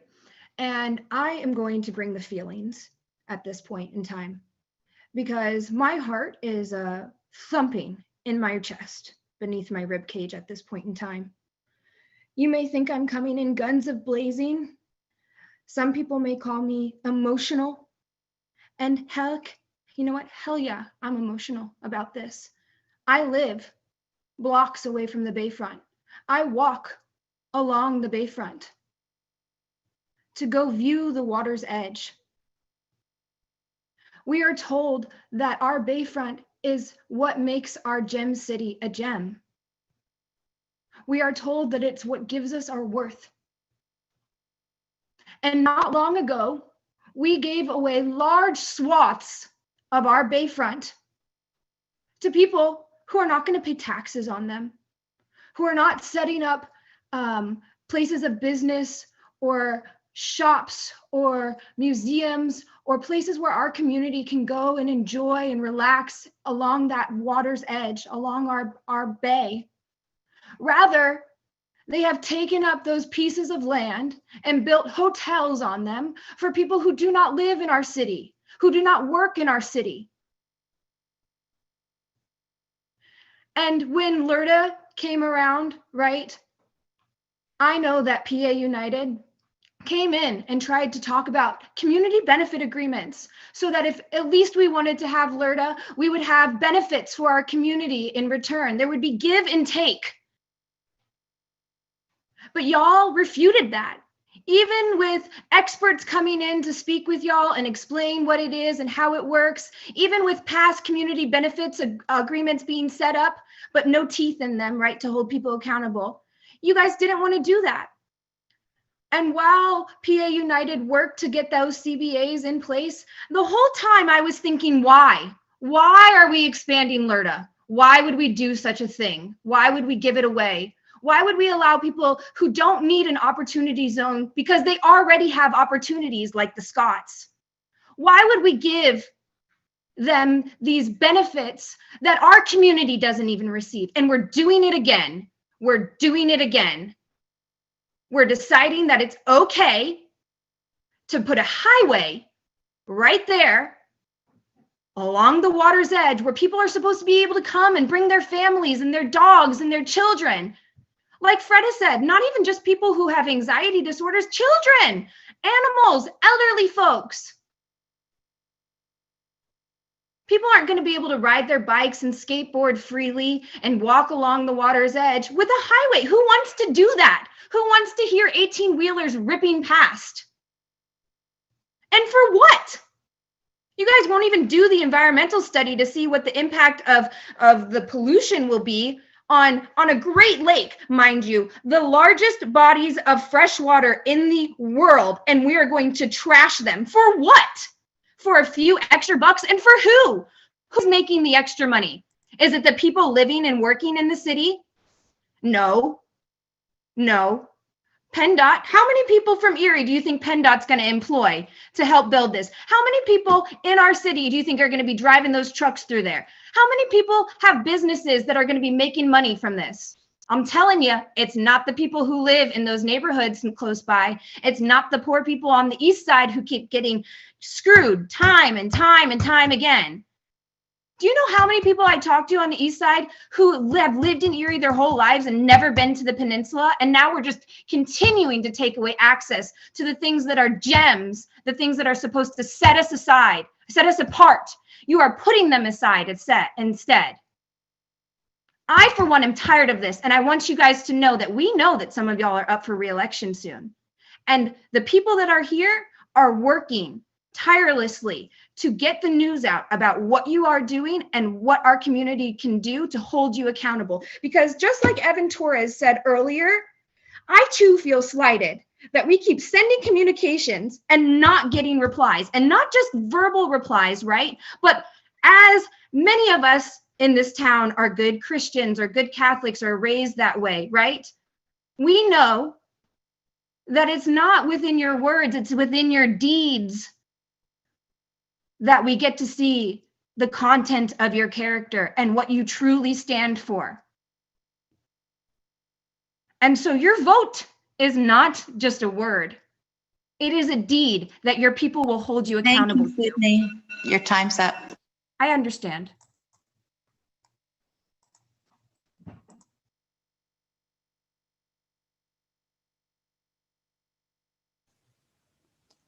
So I don't have any more on my list, but if anyone came in after I printed the list up, please raise your hand to be heard.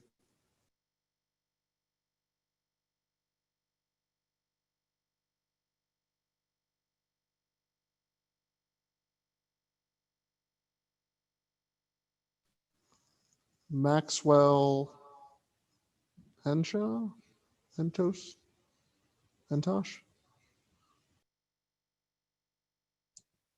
Yes, hello, can you hear me? Yes, we can. Please state your address. Excellent. My name is Maxwell Hentosh. I live at 10200 West Ridgewood Drive in Cleveland, Ohio. All right, so I'd like to say thank you for allowing me to speak to you. I hope you're all having a good evening, Council and Mayor. Let me begin by saying that we've heard facts, we've heard emotion, and now I would like to bring to the table a bit of schooling and expertise.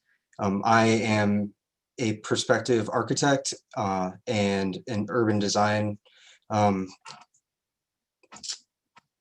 consultant, if you will.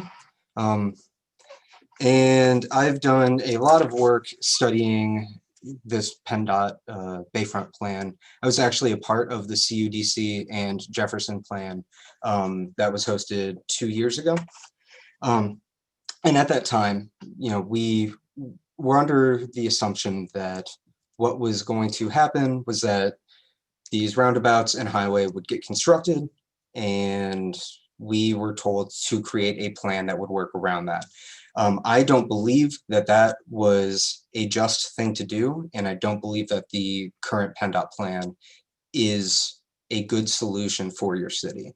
I actually raised the question earlier in the chat saying that why would the city propose a highway creating a boundary between your waterfront and your city when numerous cities are starting to remove their boundaries and create public pedestrian access from their city to the waterfront. That is what enriches a community and creates a just and equitable situation for all. I believe that as city leaders, it's crucial for you to be cognizant and recognize the decisions of neighboring areas. I'm a designer that has partook in numerous studies, such as ones in Cleveland, looking at how to connect the city back to the waterfront, because we also have a highway that separates our city with the waterfront, and it is a travesty. I don't believe that creating this east-west vehicular connection that severs the north-south connection that your community base is clearly seeking, I don't believe that that's going to do anything good. And if you add a single pedestrian bridge, you get into a lot of equitable questions of where that ends up and how that, as a design piece, functions. I think that having this roadway will create a major and worse divide between your community and the beautiful bayfront that Erie is known for. And I don't think that by doing this, I think that by doing this, you will create a detriment to the diverse culture and extensive history and identity that your city has. So please consider the environmental study and please vote no on doing this, because I don't think it's good for your city. Thank you. Thank you, Maxwell. Do we have any more, Frank? Elspeth Coley. It's Kaylee, Frank. Apologies. 1146 West 23rd Street. Art addressed most of the things I'm concerned about. Where's the police review board? I've been inundated with emails about the PennDOT plan. So I think even though I don't have much of a stance on the PennDOT plan, I'm hearing from the community that they're not happy with it. So that's all I can tell you.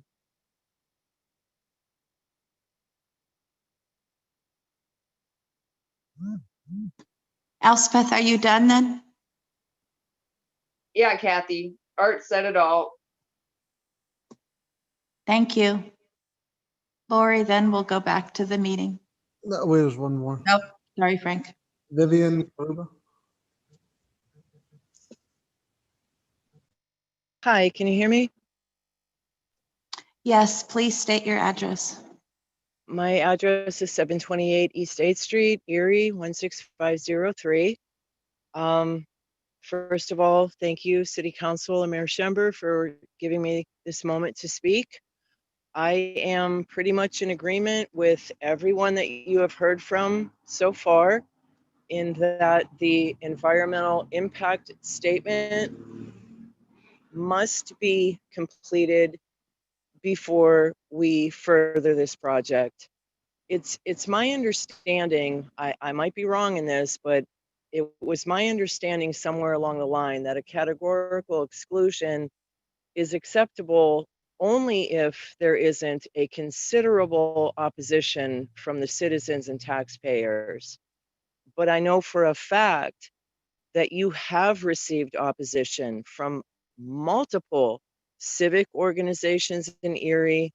You have received multiple emails and petitions, including the petition that has been handed to a councilwoman this evening before the start of this meeting. I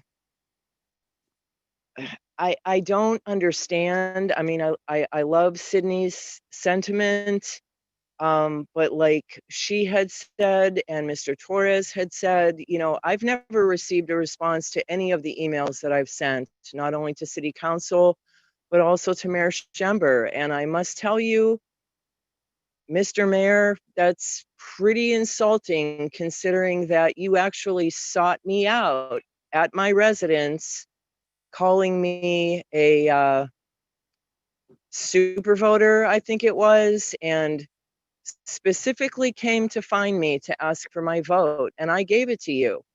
stating that my area code where I live right now, and I didn't always live here, I lived over by Erie Insurance. But this area code and these disenfranchised neighborhoods need to be a priority for this city. We don't know how this project is going to fully impact the environment, the neighborhoods, the people that live there.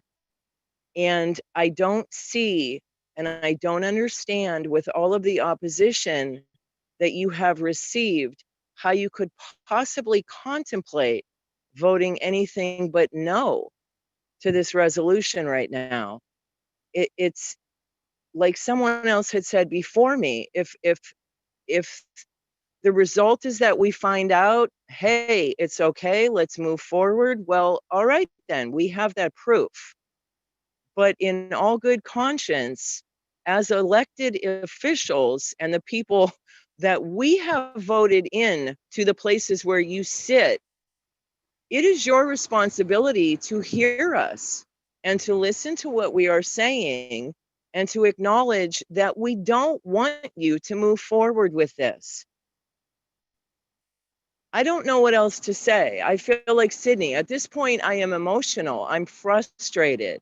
I don't know how many emails and oppositions and no's that you need to hear before you listen to us. And it is your responsibility to listen to us. Please. We are asking that you vote no and do this properly so that we know everything is all right. Everything is going to be okay before we move forward. I don't think anyone is saying that they don't necessarily want this to be done. We just want it to be done properly. And you can't do this properly without a full EIS. I guess that's it. Thank you for giving me this time to speak. I hope you all have a great night. Thank you. Are there any other citizens to be heard? If there are, please use the raise your hand button at the bottom of your screen.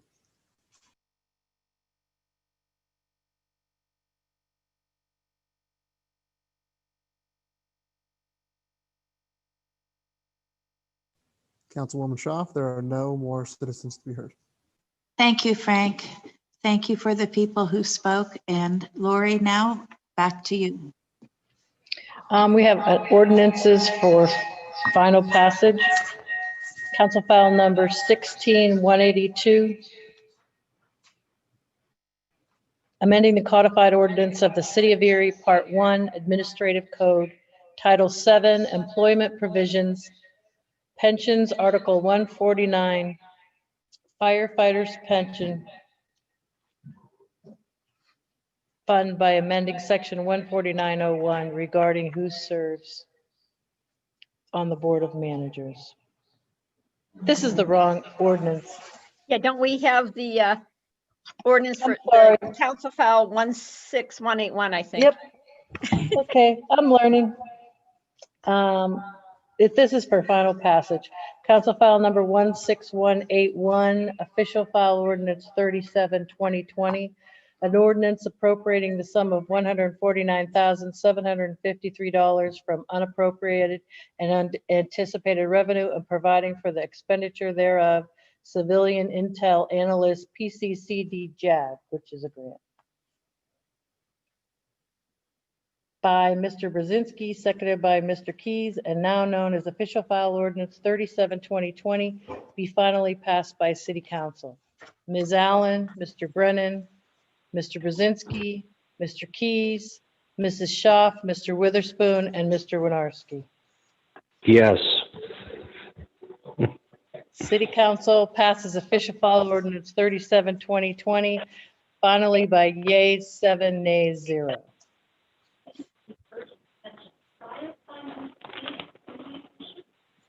Okay, let's go. You might have heard this one. This is an ordinance for first reading. Council file ordinance 16182, an ordinance amending codified ordinances of the City of Erie, Part 1, Administrative Code, Title 7, Employment Provisions, Pensions, Article 149, Firefighters Pension Fund by amending section 14901G regarding who serves on the Board of Managers. This is sponsored by Mr. Brzezinski. No, sponsored by Mrs. Shaw, seconded by Ms. Allen. The council file ordinance 16182, having been read, is hereby adopted on first reading by City Council. Ms. Allen, Mr. Keys, Mr. Brennan, Mr. Brzezinski, Mrs. Shaw, Mr. Witherspoon, Mr. Winarski. Yes. Council file ordinance 16182, having been read, is hereby adopted on first reading by City Council. Nays 0, ayes 7. Council file ordinance 16183, appropriating the sum of $190,000 from unappropriated and anticipated revenue from a Commonwealth of Pennsylvania Greenway Trails and Recreation Program grant for the McClellan Park Improvement Project, Phase 3. Sponsored by Mr. Witherspoon, seconded by Mrs. Shaw, that council file ordinance 16183, having been read, is hereby adopted on first reading by City Council. Ms. Allen, Mr. Brennan, Mr. Brzezinski, Mr. Keys, Mrs. Shaw, Mr. Witherspoon, with Mr. Winarski. Council file ordinance read and adopted number 16183 passes by yeas 0, nays, yeas 7, nays 0 on first reading.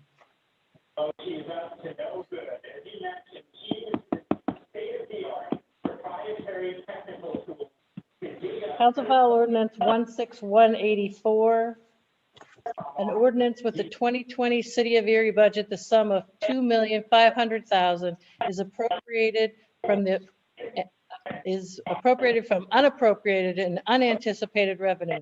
This amount is received by the City of Erie from the Erie Waterworks as part of the lease prepayment transaction. Sponsored by Mrs. Shaw, seconded by Mr. Brzezinski, that council file ordinance 16184, having been read, is hereby adopted on first reading by City Council. Ms. Allen, Mr. Brennan, Mr. Brzezinski, Mr. Keys, Mrs. Shaw, Mr. Witherspoon, Mr. Winarski.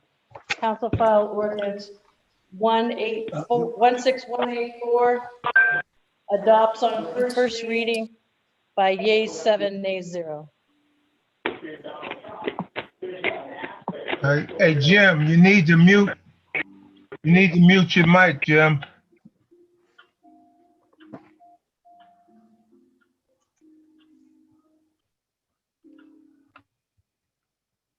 Okay, this takes us to new business.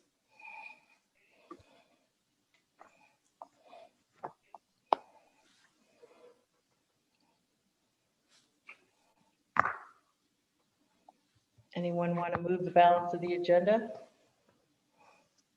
I would need a motion and a second, a first and a sponsor and a second. I so move.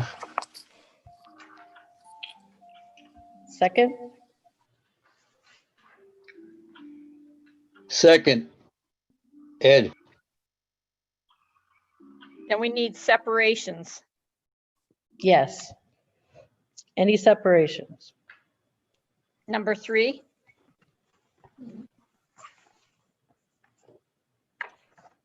I like to separate that 1 in new business and also 6.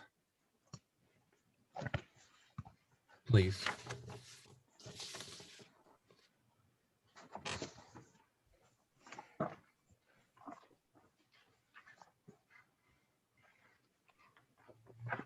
Any other separations?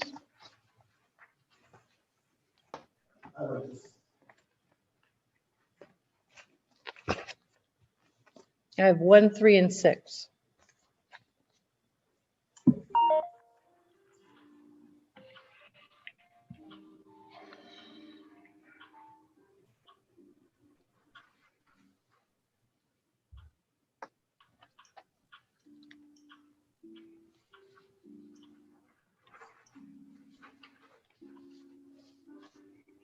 Did you change your mind, Mr. Keys? No, 1 through 6 is fine. 1, 3, and 6 is fine. Okay. Moving the balance of the agenda. Ms. Allen, Mr. Brennan, Mr. Brzezinski, Mr. Keys, Mrs. Schaaf, Mr. Witherspoon, Mr. Winarski. Okay. This is number 1, sponsored by Mr. Brennan, seconded by Mr. Brzezinski, resolved by the City Council of the City of Erie, whereas the history and heritage of the City of Erie are important to our community's identity, culture, and uniqueness, and whereas historic building sites, landscapes, neighborhoods contribute to economic vitality, sense of place, and quality of life in the City of Erie, and whereas the City of Erie has adopted ordinances, policies, and programs designed to preserve and enhance these important historic assets. And whereas to serve our residents, property owners, and visitors to our community, the City of Erie strives to implement these programs according to the best practices and wishes to take advantage of the technical and financial resources available to do so. And whereas the City Council and the Mayor unilaterally created the Historic Preservation Task Force by resolution on March 20th, 2019, to study and develop a historic preservation plan for the City of Erie that identify community-supported goals for historic preservation, identify policy recommendations and funding opportunities. And whereas the Historic Preservation Task Force has identified that the Certified Local Government CLG program is an important step to meet the city's identified goals. And whereas the CLG program administered by the Pennsylvania State Historic Preservation Office in partnership with the National Park Service will provide the City of Erie with necessary tools and resources to sustain preservation efforts. Now, therefore, be it resolved by the City Council of the City of Erie hereby authorizes the mayor to submit an application for participation in the Certified Local Government Program to the Pennsylvania State Historic Preservation Office, and if approved, execute all necessary agreements required for the participation on behalf of the City of Erie. Discussion? Yes, I have a comment I wanted to make on this one, if I could. I know there were several items sent to council. I know Planning Director Kathy Rossick sent out one notice, then there was another notice that described the what CLG meant, the Certified Local Government. But both these resolutions, this resolution 1 and 2, are both very important to the historic preservation planning and the task force that's underway now. The first one is going to allow the mayor the authorization to submit for this certification designation, and it'll provide technical and financial resources available. And so we'll be able to then apply for funds for preservation activities. And the second item, second resolution, is the planning department is submitting for CLG grant to actually apply for the funds to pay for preservation activities.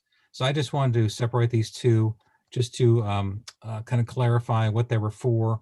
I think I talked about them previously in previous council reports, and I just wanted to bring these items up and also let council know that the Historic Preservation Task Force will be, we're working on several items to start wrapping up the report, but we'll be coming probably in November, December to do our final report to council to report as to what the task force came up with and what we've been working on. That's it. Thank you. Thank you, David. Do we have any other colleagues wanting to say something? Voting on the resolution, Ms. Allen, Mr. Brennan, Mr. Brzezinski, Mr. Keys, Mrs. Schaaf, Mr. Witherspoon, and Mr. Winarski.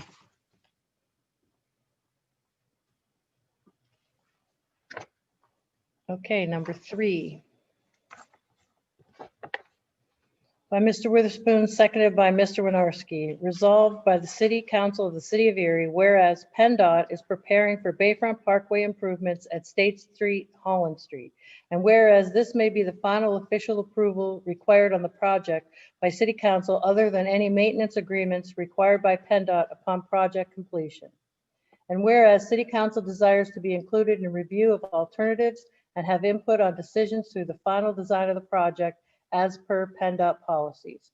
Whereas the project requires coordination with the railroad at the below-grade crossing where SR 4034 Bayfront Parkway intersects State Street above a single track of CSXT 938-230V, and at the grade crossing where Holland Street crosses a single track of CSXT 524-153C in the city of Erie, Erie County. Whereas PennDOT is filing an application with the PA Public Utility Commission, PUC, for the approval to abolish and remove these crossings. The mayor and city controller are hereby authorized and agree to allow the department, PennDOT, to file this application on behalf of the city of Erie and authorize the department, PennDOT, to issue notice to proceed letters to the railroad for design and/or construction. City council is to be included in the 2 newly formed peer review committees on the project and be included on the project advisory committee. Discussion? Yes, I would like to explain why I'm voting no on this. I have a bit of a history lesson here for council and for our citizens. I want to thank David Brennan in particular. He worked really, really hard to perfect this resolution, but I'm still not comfortable voting for it. I also, before I explain my decision, I need to say something to the PennDOT people who were on earlier. I seem to have made them mad because I talked about an FAQ that I found for the Wisconsin Department of Transportation about roundabouts. So you may wonder, how did I end up looking at the Wisconsin Department of Transportation to learn more about roundabouts? Well, PennDOT had sent us some examples of roundabouts in urban areas. 2 of those roundabouts were in Milwaukee. I sat down with Google, which of course is now being has been charged by the Department of Justice with antitrust, but Google was very helpful for me in researching roundabouts. I typed in Wisconsin Department of Transportation and roundabouts, and I came up with this FAQ. 2 of the great questions in there were, how much does a single lane roundabout typically cost, and how much is a double lane roundabout typically cost? And when I asked PennDOT about that tonight, they're like, whoa, it's a big range. It could be $1 million, it could be $5 million. The Wisconsin DOT FAQ, keep all those initials straight, DOT FAQ, also says if there is substantial public opposition to a roundabout, does DOT consider not building a roundabout? And the Wisconsin Department of Transportation actually said yes, if the same safety measures can be met. As we know, departments of transportation across the country, with research from the federal government, says that roundabouts are safer for in terms of vehicles. Anyhow, I just had to clarify the Wisconsin thing because this isn't my idea of fun, sitting down and reading about roundabouts at the Wisconsin Department of Transportation, but it was because of PennDOT that I ended up at the Wisconsin DOT. All right, now I'm gonna read what I wrote. In December 2001, I led an editorial board meeting with a number of people, including then Erie County Executive Barry Grossman. One of the people at that meeting was William Garvey from the Jefferson Educational Society, who spoke about the need for the Erie region to do long-range planning, as Erie had done in 1913 with the John Nolan Plan and in 1963 with the Maurice Rodoval Plan. Garvey stressed the importance of the Nolan Plan, saying, quote, he's the father of American urban planning. Quoting from the Nolan Plan, keep in mind, this plan was written for Erie, Garvey said this. This is what Nolan said. The waterfront belongs to the people, not the railroads. That quote seems especially apropos tonight as City Council considers the request to move forward with plans to tear out the CSX tracks, the first step toward implementing PennDOT's preferred alternative for changes to the Bayfront Parkway. The waterfront belongs to the people, not the railroads. It sounded very much like one of the messages in Erie Refocused, the City of Erie's comprehensive plan, in which the author urged us not to squander our waterfront, our most precious resource. In my opinion, the current PennDOT plan squanders our most precious resource, our waterfront. John Nolan saw the potential of Erie's waterfront to benefit the people of Erie in 1913. Since then, many others have spoken out about the beauty of the waterfront and the need to protect it. In December 1972, a group called Earthwatch Erie wrote to the EPA requesting further study into the effects of the proposed highway, the proposed Bayfront Highway, on the environment. According to a December 21st, 1972 Erie Daily Times story, the EPA directed PennDOT to include more detailed information on the questions of how the highway will affect the water and air pollution, as well as noise pollution and solid waste disposal problems. Of course, the first phase of the Bayfront Highway wouldn't actually open until 1990. And the completion of the link between the Parkway and I-79 was held up by an environmental review requested by Ed Kissel and others who were concerned about industrial waste. By 1996, concerns were being raised about pedestrian access and safety along the Parkway. Jeff Spalding, who was then the director of the City of Erie's Department of Economic and Community Development, said the city was seeking a grant to build a pedestrian bridge near the foot of Plum Street. Quote, the fact that residents have been crossing the Parkway at unprotected areas is creating major safety concerns, Spalding said. This project will eliminate a dangerous situation. Obviously, that pedestrian bridge was never built. The opportunity to build on and improve the Parkway has arisen at other times, including in 2005, when PennDOT hired Gladding Jackson, a transportation and engineering firm. According to one of the local experts who submitted testimony at City Council's public hearing, Gladding Jackson's recommendation was to convert the Parkway to a 25-mile-per-hour boulevard so that development could be built up along the roadway, pedestrians could cross safely, and the violent crashes would be eliminated.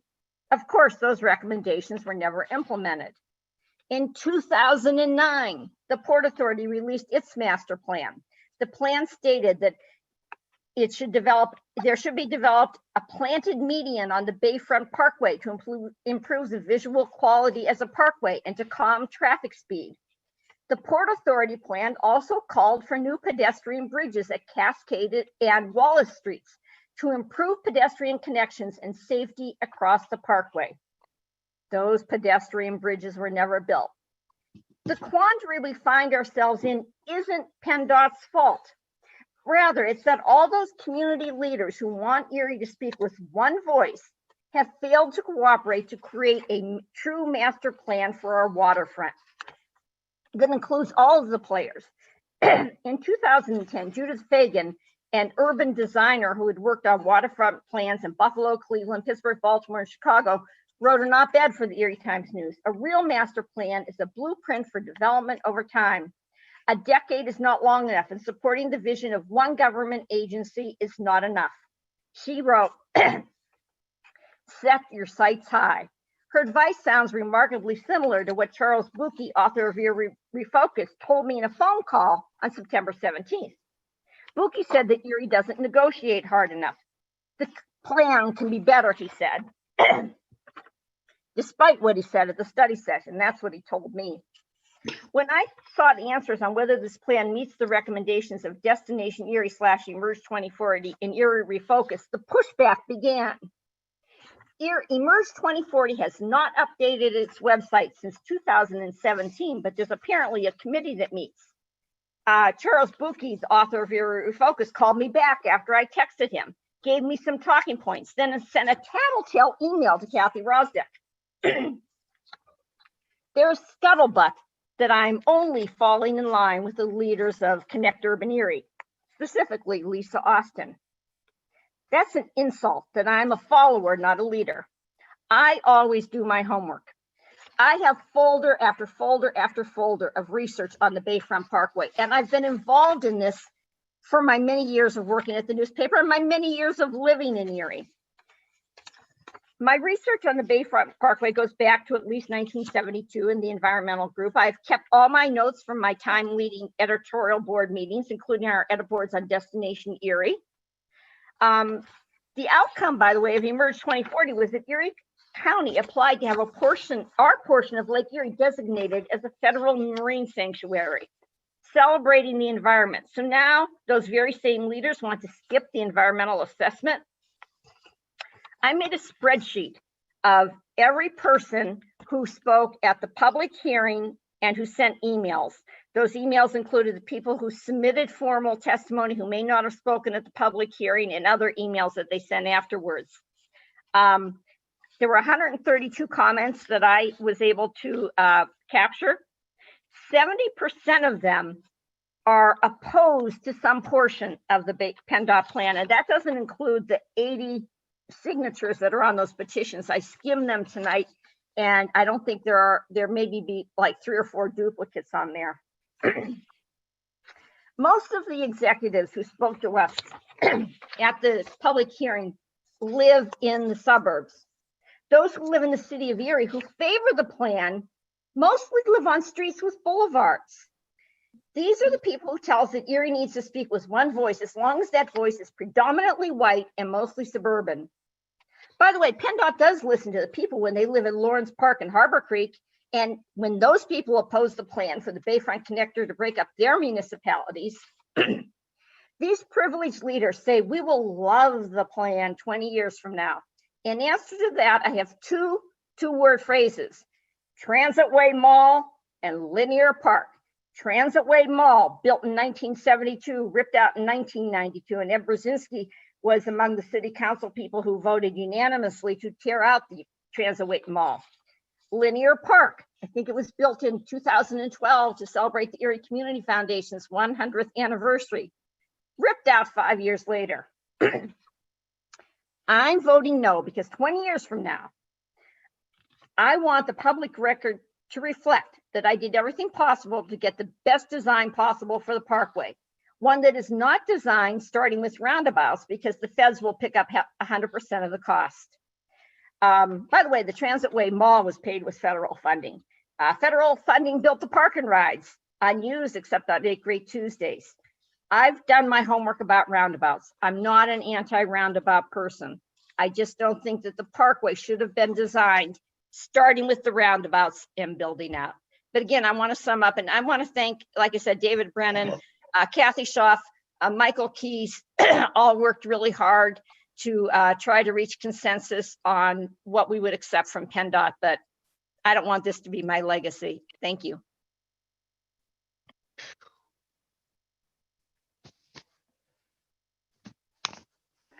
Thank you, Liz. Does anyone else want to speak at this time? Council colleagues? Yeah, I'd like to say something. Jim. Go ahead, Jim.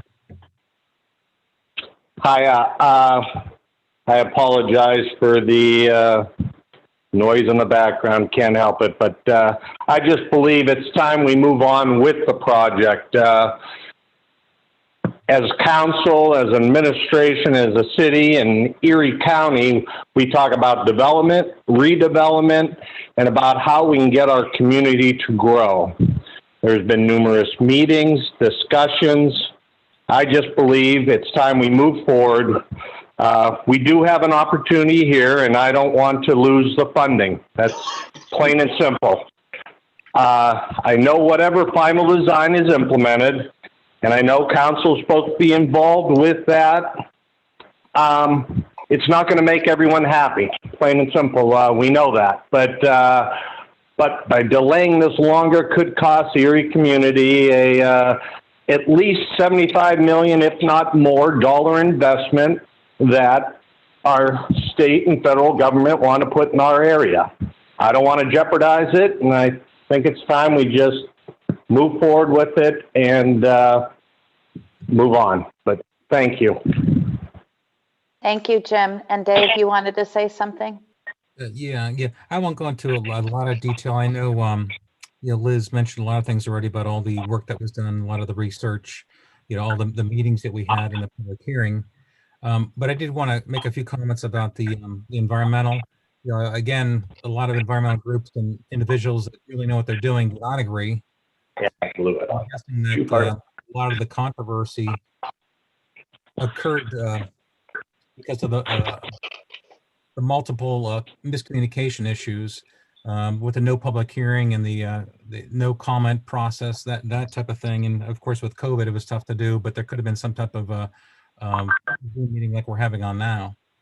But in our caucus meeting, I did ask if we could still do the full environmental assessment, but PennDOT had noted that we could not because the Federal Highway Administration would not allow this to happen. So I guess they're telling us as soon as we do a CA that gets approved, we can't go back. So again, yeah, that's what we were told today. But even though PennDOT's response did not commit to making changes or commit to completing the environmental assessment, I am proceeding very cautiously. You know, I have high expectations for the peer review process. We've talked about it several times to help develop the project and make constructive changes. Along with my colleagues, we're going to still keep fighting to make this the best project that it could be. While the past few months have been challenging at times, receiving numerous phone calls pushing to table the vote, pushing to get us all to make us all get along, to pushing to approve, pushing to force a change in the project design. You know, my colleagues and I are proud of the work that we have done and accomplished to bring these issues and concerns to the project. You know, I know that PennDOT will continue to engage council.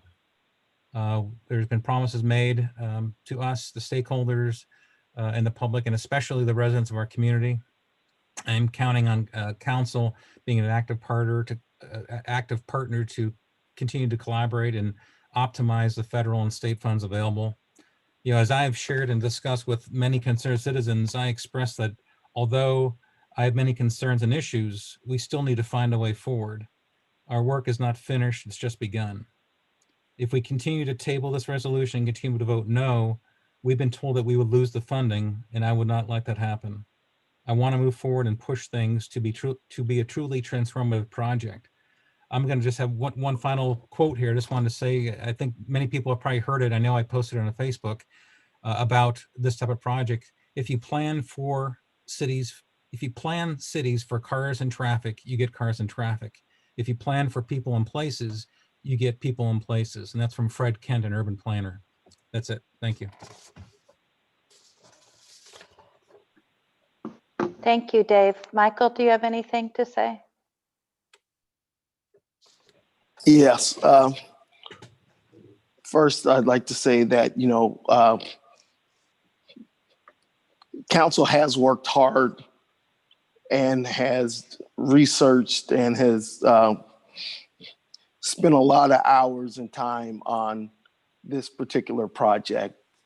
And quite honestly, it's taken away from some of the things that some of our citizens to be heard have spoken about tonight that we need to get back to. Couple things of note, that when they said that we have to fundamentally change the way we do business in Erie, that is absolutely true. Some of our citizens to be heard were telling the truth, that and Councilman Allen, that we need to start scoping Erie and planning Erie with Erie. We have to find a way to get people into complying with, if you lead an Erie organization, that you will reside within the city limits. If you lead a neighborhood organization, you should live in that neighborhood. The problems that this project has caused are not PennDOT's problem. They're the way City of Erie does business problems. And we have to work to correct the way we do business. When PennDOT goes to a meeting, hypothetically at East Bayfront, they don't know that the people there are not actually representing the citizens who live in that neighborhood. And so it's not their fault. They had the meetings, they tried to get the input. We weren't at the table, and we have to find a way to get everyday residents at the table in the early phases of whatever is going on in our city.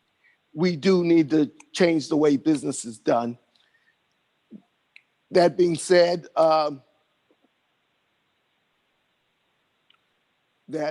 Bayfront Parkway, I am cautiously optimistic, like my counterparts, that it will go well. But I'm not sold on the process, because the process was. You know what? Am I done? No, for some reason, I can't hear you though. Is he having a mic concern? I can hear you. I'm still on. Okay, sorry. Go ahead. Oh, okay. And so, so those are the fundamental changes we need to make. And also, we will be pushing forward and working with PennDOT at every step of the way to include making a way that it has some benefit for the people and the residents who are in the footprint who may be impacted or negatively impacted. And so I look forward to those things,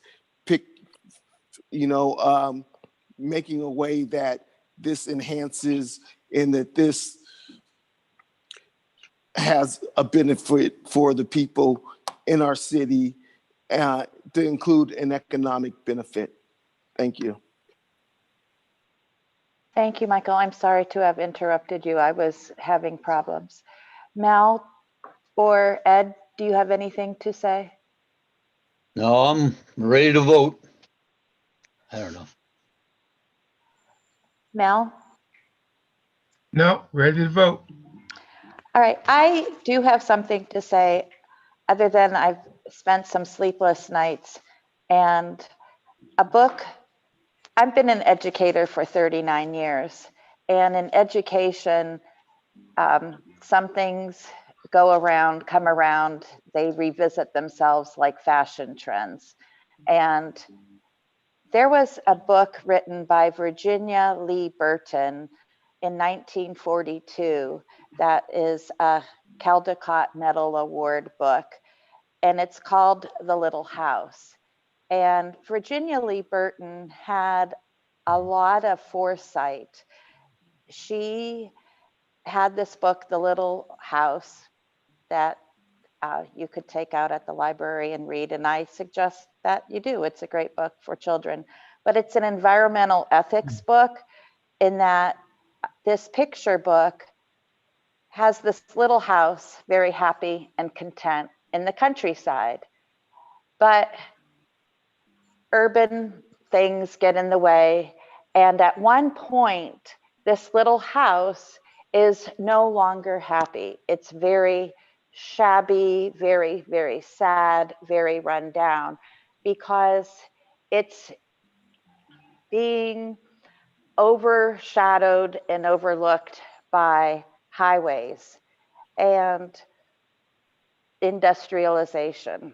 And so a college class could take this as an environmental ethics issue. And it has a happy ending though, because Mike Mulligan, the steam shovels in this book, and they take the house and they bring the house out of the highway. And I know this is silly of me, but in my kindergarten experience and all things you learn in kindergarten, this book from 1942, Virginia Lee Burton, just kept sticking in my head for some reason. And I will be voting no tonight. Lori, we can go with the.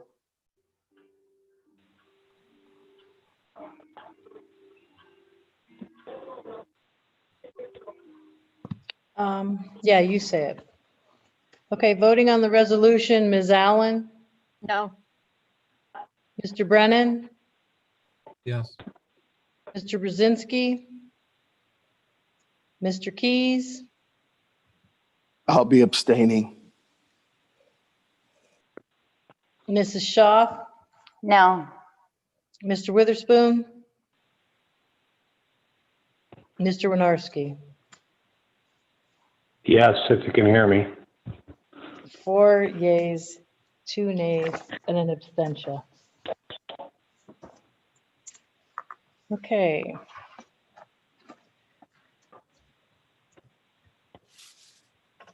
Takes us to number 6, resolved by the City Council of the City of Erie that the proper city officials hereby authorize Attorney David J. Rhodes to execute a stipulation to settle and discontinue a lawsuit on behalf of the City of Erie, which was reached between the parties, resolving the disputes currently at docket number 13025-2018 with regard to the taxable property owned by Lecom at Presque Isle, Inc.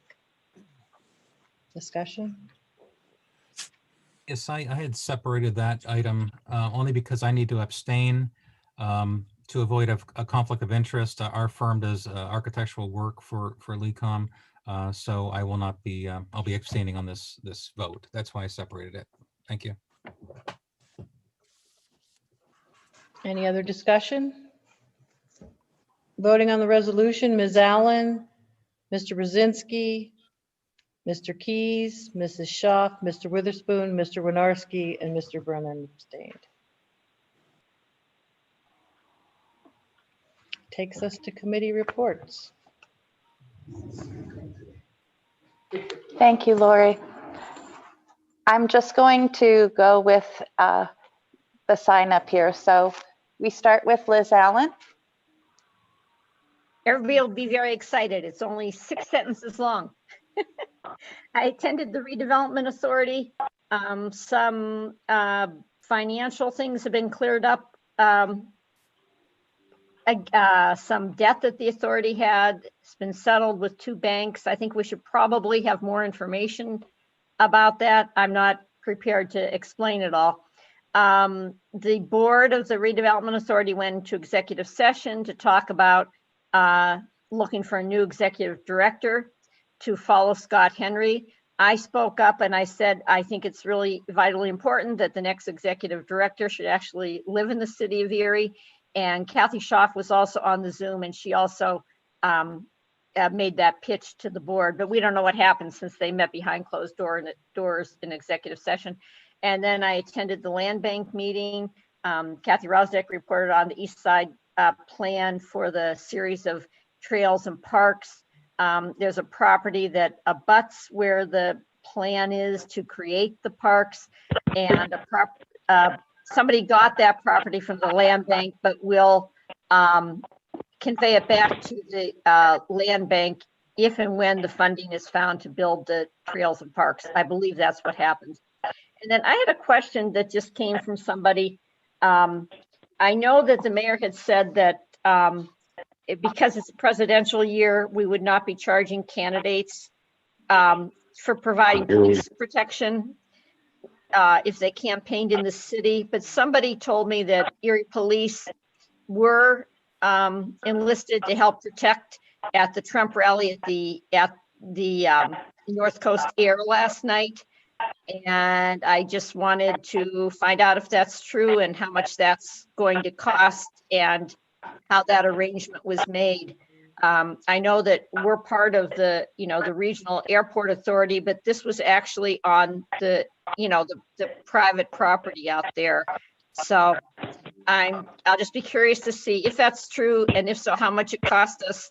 And considering the amount of debt that this candidate is in, I think we can kiss goodbye the amount of money that is owed to us from that 2018 rally here. That's all. Thank you, Liz. And we have David Brennan next. I just have one item to report. The Erie Parking Authority attended the meeting this past week. Just a couple updates. Their lighting projects are almost complete. The elevator project's almost complete. The project's going well. And then the last item is the municipal service agreement with the city. As I've reported before, they're proposing taking over enforcement activities. That's still being discussed. There was a special board meeting yesterday, which I also attended, to talk about the next steps. So the board continues to review the Lancaster model, verify existing parking data, and prepare a financial proposal. So that's going to be coming to the mayor and to council soon. I know there was some emails going back and forth today, but I didn't have time to even look through those.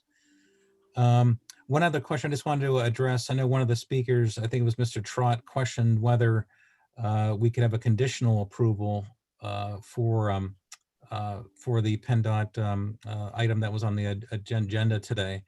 And we were told by PennDOT that there had to be a clean resolution. You could not have any commitments or amendments attached to it.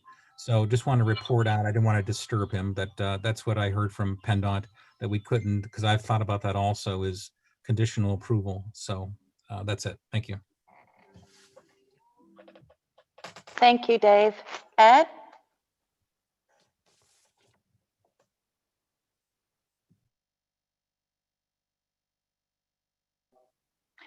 Ed got kicked off. And Michael Keys. I don't have a report. I just want to thank council today for all the hard work they've been putting in on the issues, and looking forward to continue to find common ground. Thank you, Michael. And Jim Winarski?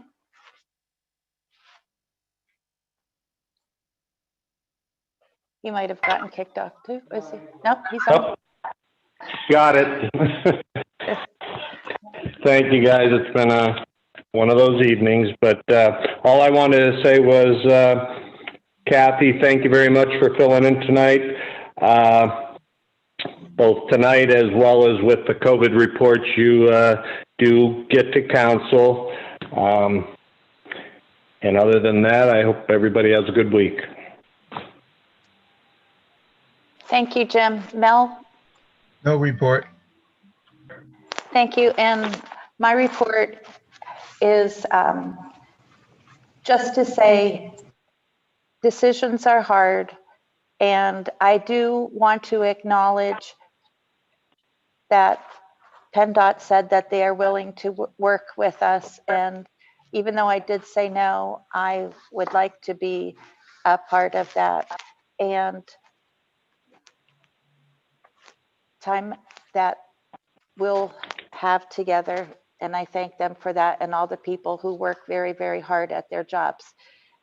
So we'll move on to Mayor Joe. Thank you. Thank you, Kathy. And I'll be as fast as I can here, past my bedtime. But thanks to all the council for your work tonight. I totally agree with Michael Keys. We have to keep working to try to find common ground, which is what is best for Erie. I do have a statement about the Bayfront Parkway issue. And I do believe that what PennDOT's going to do is going to be transformational. And what a lot of the opponents seem to be ignoring is the fact that there's going to be a big effort to move crosstown traffic up to 12th Street and keep it there after the parkway is completed. And it is going to make it much more accessible to pedestrians especially. I'm not going to go into detail talking about that, but I'm not sure why that is kind of lost right now. I do want to thank council for passing the CSX resolution that allowed PennDOT to petition the PUC to work with the CSX on removal of the tracks underneath State Street. There's still a lot of work to be done and many opportunities for feedback and final design of this project, which we can make it good for Erie. I really believe that. This is a very complex project. When I became mayor in 2018, it took me quite a while really to come up to speed to understand the project. As mayor, I've had the benefit of regular involvement in brainstorming, analysis, discussions that have taken place now over the last 3 years. I've learned that over the last 6 years, we have received input from literally thousands of residents. Here's what's taken place since 2014 when this process started. The first public survey from December 19th, 2014 to February 27th, 2015, garnered responses for almost 500 respondents who submitted about 1,900 comments. There were also 4 public meetings, including about 380 attendees, 4 community outreach events, including about 650 attendees, and over 60 stakeholder meetings. 10 project advisory committee or PAC meetings with 93 members, 10 coordinating committee meetings with 44 members, and 3 technical advisory committee meetings with 15 members. The project came together as a result of all that feedback. As a result of everyone working together, we were able to secure nearly $60 million to implement this project. We all know that the major project like this will never receive 100% agreement, and none of us will get 100% of what each one of us would like. As I said, there's still a lot of work to be done with this. We can make it better by working together. My team has a lot of ideas based on the feedback that we've already heard, and PennDOT and my administration are committed to continuing to receive feedback as we begin to consider the aesthetics, the amenities, such as dedicated walking paths, biking trails, landscaping, lighting, public art, and the final design of the roundabouts and the pedestrian crossings. Let's all continue to work with PennDOT and the MPO to look for funding for the Central Corridor project. We all recognize and are working hard to improve the safety connections and appearance of the Bayfront Parkway to the east and west of the current 4-block project, which is from Sassafras to Holland that you voted on tonight. I want to thank PennDOT for their patience, their willingness to listen and make changes, and as their offer for the peer review process for the roundabouts and the pedestrian bridges, which I think is very exciting. We have a great partner in PennDOT, Deputy Secretary Granger, District Executive Brian McNulty. The entire staff has always been open to entertaining ideas and offering solutions. I appreciate their transparency, their professionalism, and their dedication throughout the process. I also want to thank City Engineer John Tushak, City Traffic Engineer Leanne Parmenter, Director of Planning and Neighborhood Resources Kathy Rosdeck, and my Chief of Staff Renee Lamus for their expertise, creativity, and thoughtfulness throughout this entire process. My team and I look forward to continuing the collaboration with City Council, with PennDOT, and the public as we move forward in this design. I look forward to working with you all also on the 2021 to 2026 budget that we submitted to you tonight. I know there's a lot to look at there, and we're willing to put in as much time as necessary to talk things through with you. Freda Tepfer had asked a question about the Water Authority funds, investing them in non-polluting kind of fossil fuel type investments. And I've already talked to Paul Lichtenwalder about that, and we're going to explore that with our investment manager as well. There was a great event on yesterday that I took part in. It's called the Historical Preservation Task Force. We on bicycles, we traveled about 15 miles across the Erie to 5 different locations and got input on the active Erie community engagement. You know, how do we make Erie a better place for pedestrians, for bicyclists? We started at Frontier Park, then we bicycled to what's called Three Sisters Park. That's on 430 West 19th Street. The Sisters of St. Joseph put that together. It's really neat. They were tearing down another house while we were there to expand that park. It's a very neat thing that's going on there. Then we went to McKinley Park. We went to McClellan Park. That's the furthest east we got. And then we came back to the park that's right across from East Middle School there. And then we went down to the Erie Maritime Museum. And we had different people at each event. We had the same kind of presentation that kind of explained how we can make Erie streets more pedestrian and bicycle friendly. And I can tell you, some of the routes we put together to ride on our bicycles were, for the most part, very pedestrian friendly. There's a couple points like crossing 12th Street at Raspberry that were a little difficult. And that's not the long-term plan for a bike or pedestrian route in Erie. But and there's a lot of work that still needs to be done. But it was neat to see. The planners are with us who are working on this with us, and they put our routes together, and it was really neat to see the way they thought and put us on roads that was easy to bicycle on. You didn't have to worry about a lot of traffic. And of course, over time, we want to design even more of that. I think they have, if I remember right, there's 4 crosstown routes that are targeted to become very bicycle and pedestrian friendly, and 6 north-south routes through the city that they're working to make the same way, and they're still accepting feedback on it. I believe it's activeerie.com. You can go to for more information on that.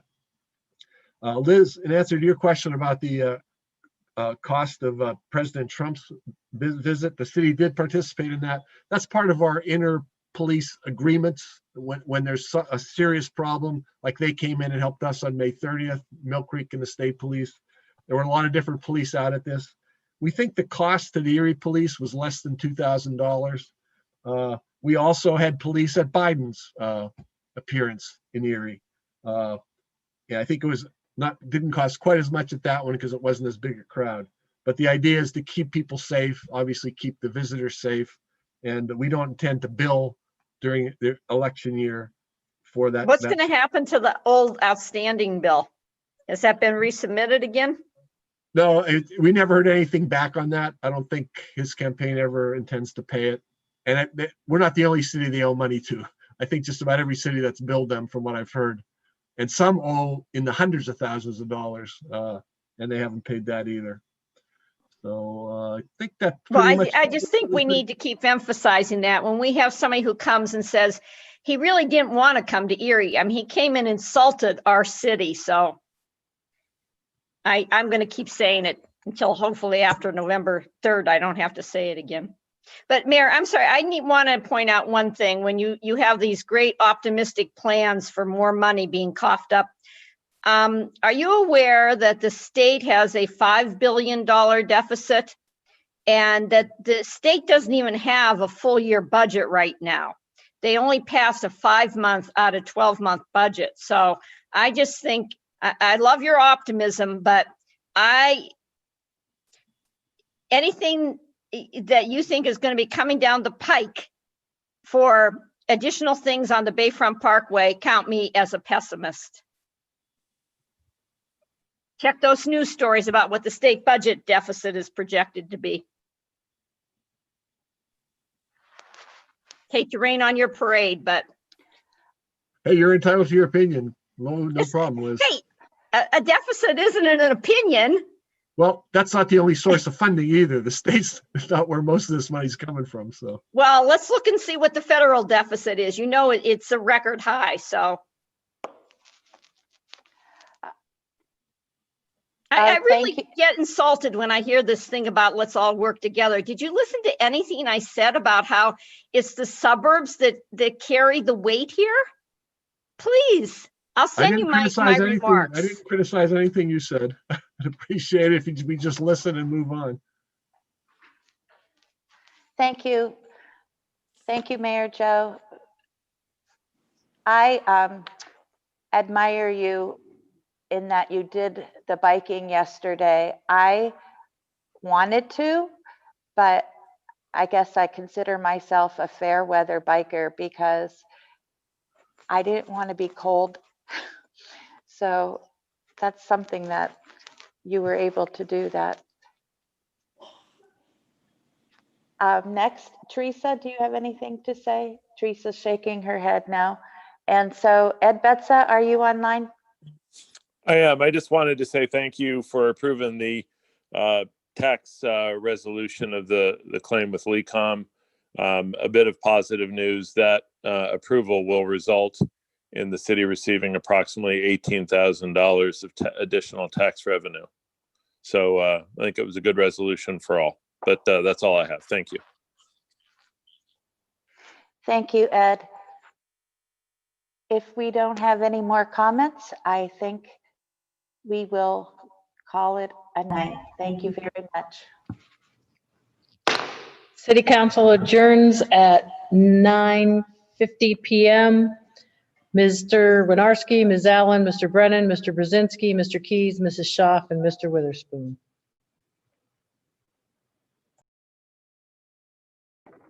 Thank you, everyone. Get a good night's sleep.